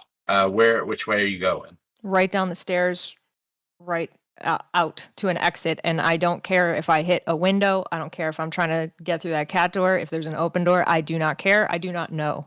So it's going to be pretty hard to get through the front door. It's a little thicker. There are windows. There's a cat door. Which one you want to do? I'll try a window first. No even check needed. You're strong enough to jump through it. Give me a perception check, Zac, as you're like starting to change. 6. Uh, all there's a my lot of- eyes disappeared and just they're gone right now. I like that. My eyelids grew over. You, Savannah, you see as you like running or just taking off, you're just taking off down the road, or in the backyards, jumping over fences, trying to hide. I'm taking off opposite of Zac's house and I'm bolting over fences. I'm going. And do I have enough time to talk? Yeah, so I'm gonna tell you what you see Yeah. as you leap over this fence. You see Melissa and her mom in the front yard, and Melissa points and that dog's got fluffer. You land on the other side of the fence, and now go ahead. Aximili, are you clear? I am clear. Great, me too. And I've got an unconscious cat. I'm bolting. I'll be back later. She continues on. Zac, where would you like me to go? Our rendezvous point. Am I good? Can I thought speak? Just now your mouth turns just Okay. enough. What are you? I'm a mouse. Head to my yard, get in my treehouse, and wait. What about me? Who's that, Cameron? Yeah. Yeah, just hang out there. You can demorph. In right. fact, go into my house. Wait for the mouse. Take it inside. Yeah. I at this point, hopefully, am a shaggy, slightly bigger, slightly broader It wasn't man you. ape. Huh? It wasn't you. God damn it! You're getting me with these because they're out of nowhere. It wasn't Anyway, you. It wasn't me. I'm essentially Sasquatch, right? Sam Squatch. Sam Squanch. I'm a swamp ape. I'm gonna jump over the fence, and I want to punch out the driver's side window of the police cruiser, and flip all the switches on the dashboard. Melissa And then runs. fucking run. Yeah, Melissa runs away, and you hear as like the Mrs. Chapman looks at you, Andalite, and then she turns and chases after her daughter, and you just Her daughter's chasing after Possum, right? hell no. She Oh, just just saw an away? orangutan jump over a fence and punch her dad's car. Hopefully, it wasn't a recognizable orangutan. I'm hoping to be mid-morph. It's Kambuka, bro. That's the exact orangutan. I've got all his trading cards. So yeah, you bust this window out, flip all the dashes on. You hear alarms going off. You jump back over and give me a stealth check as you try to run and hide somewhere. You as well, Savannah. 18. So here's my plan. I'm running back to the yard I was just in, hopping the back fence, and crossing over 2 more as a human to get back to my own yard. And then I'm going to go out front and look at the police lights like a fucking idiot bystander, but as a human boy. Easy enough. You do some all that. Some all cool that stuff. happens. Except the demorphin stuff, you do get away. You get back to your house, over in your yard, and you can start that process. Savannah, as you are just taking off through these different yards, you run into a yard where there's a Rottweiler. You have a brief standoff, but you manage to break away without having it. And really, you did roll that stealth. That's a dexterity check and not a stealth. You might get to add stuff to that. I have so I was rolling it as Possum. Yeah, he doesn't have anything to stealth. He does. He has He is +2 for Dex. Oh, Or you mean? okay. Oh, I see what you're saying. You're talking about that guy right there. Yeah, it's a Yeah. +4. So it was 11 anyway. Yeah, it was the same. It was 11. Was yeah, you it? got it. Yeah, because you just add another 2 to the 9. Yeah, you would have kept the I- first roll, but you rolled an 11 again. I see. So yeah. Well, hey, that is how Unless I you ended have- last episode. Consistency. It was literally like 4 11s in a row. So There you Sweet. That's go. how we should end this one. As you are running through these different yards, and there are people like in the backyard, and they see you just taking off down the road. I mhm. think that's where we'll stop.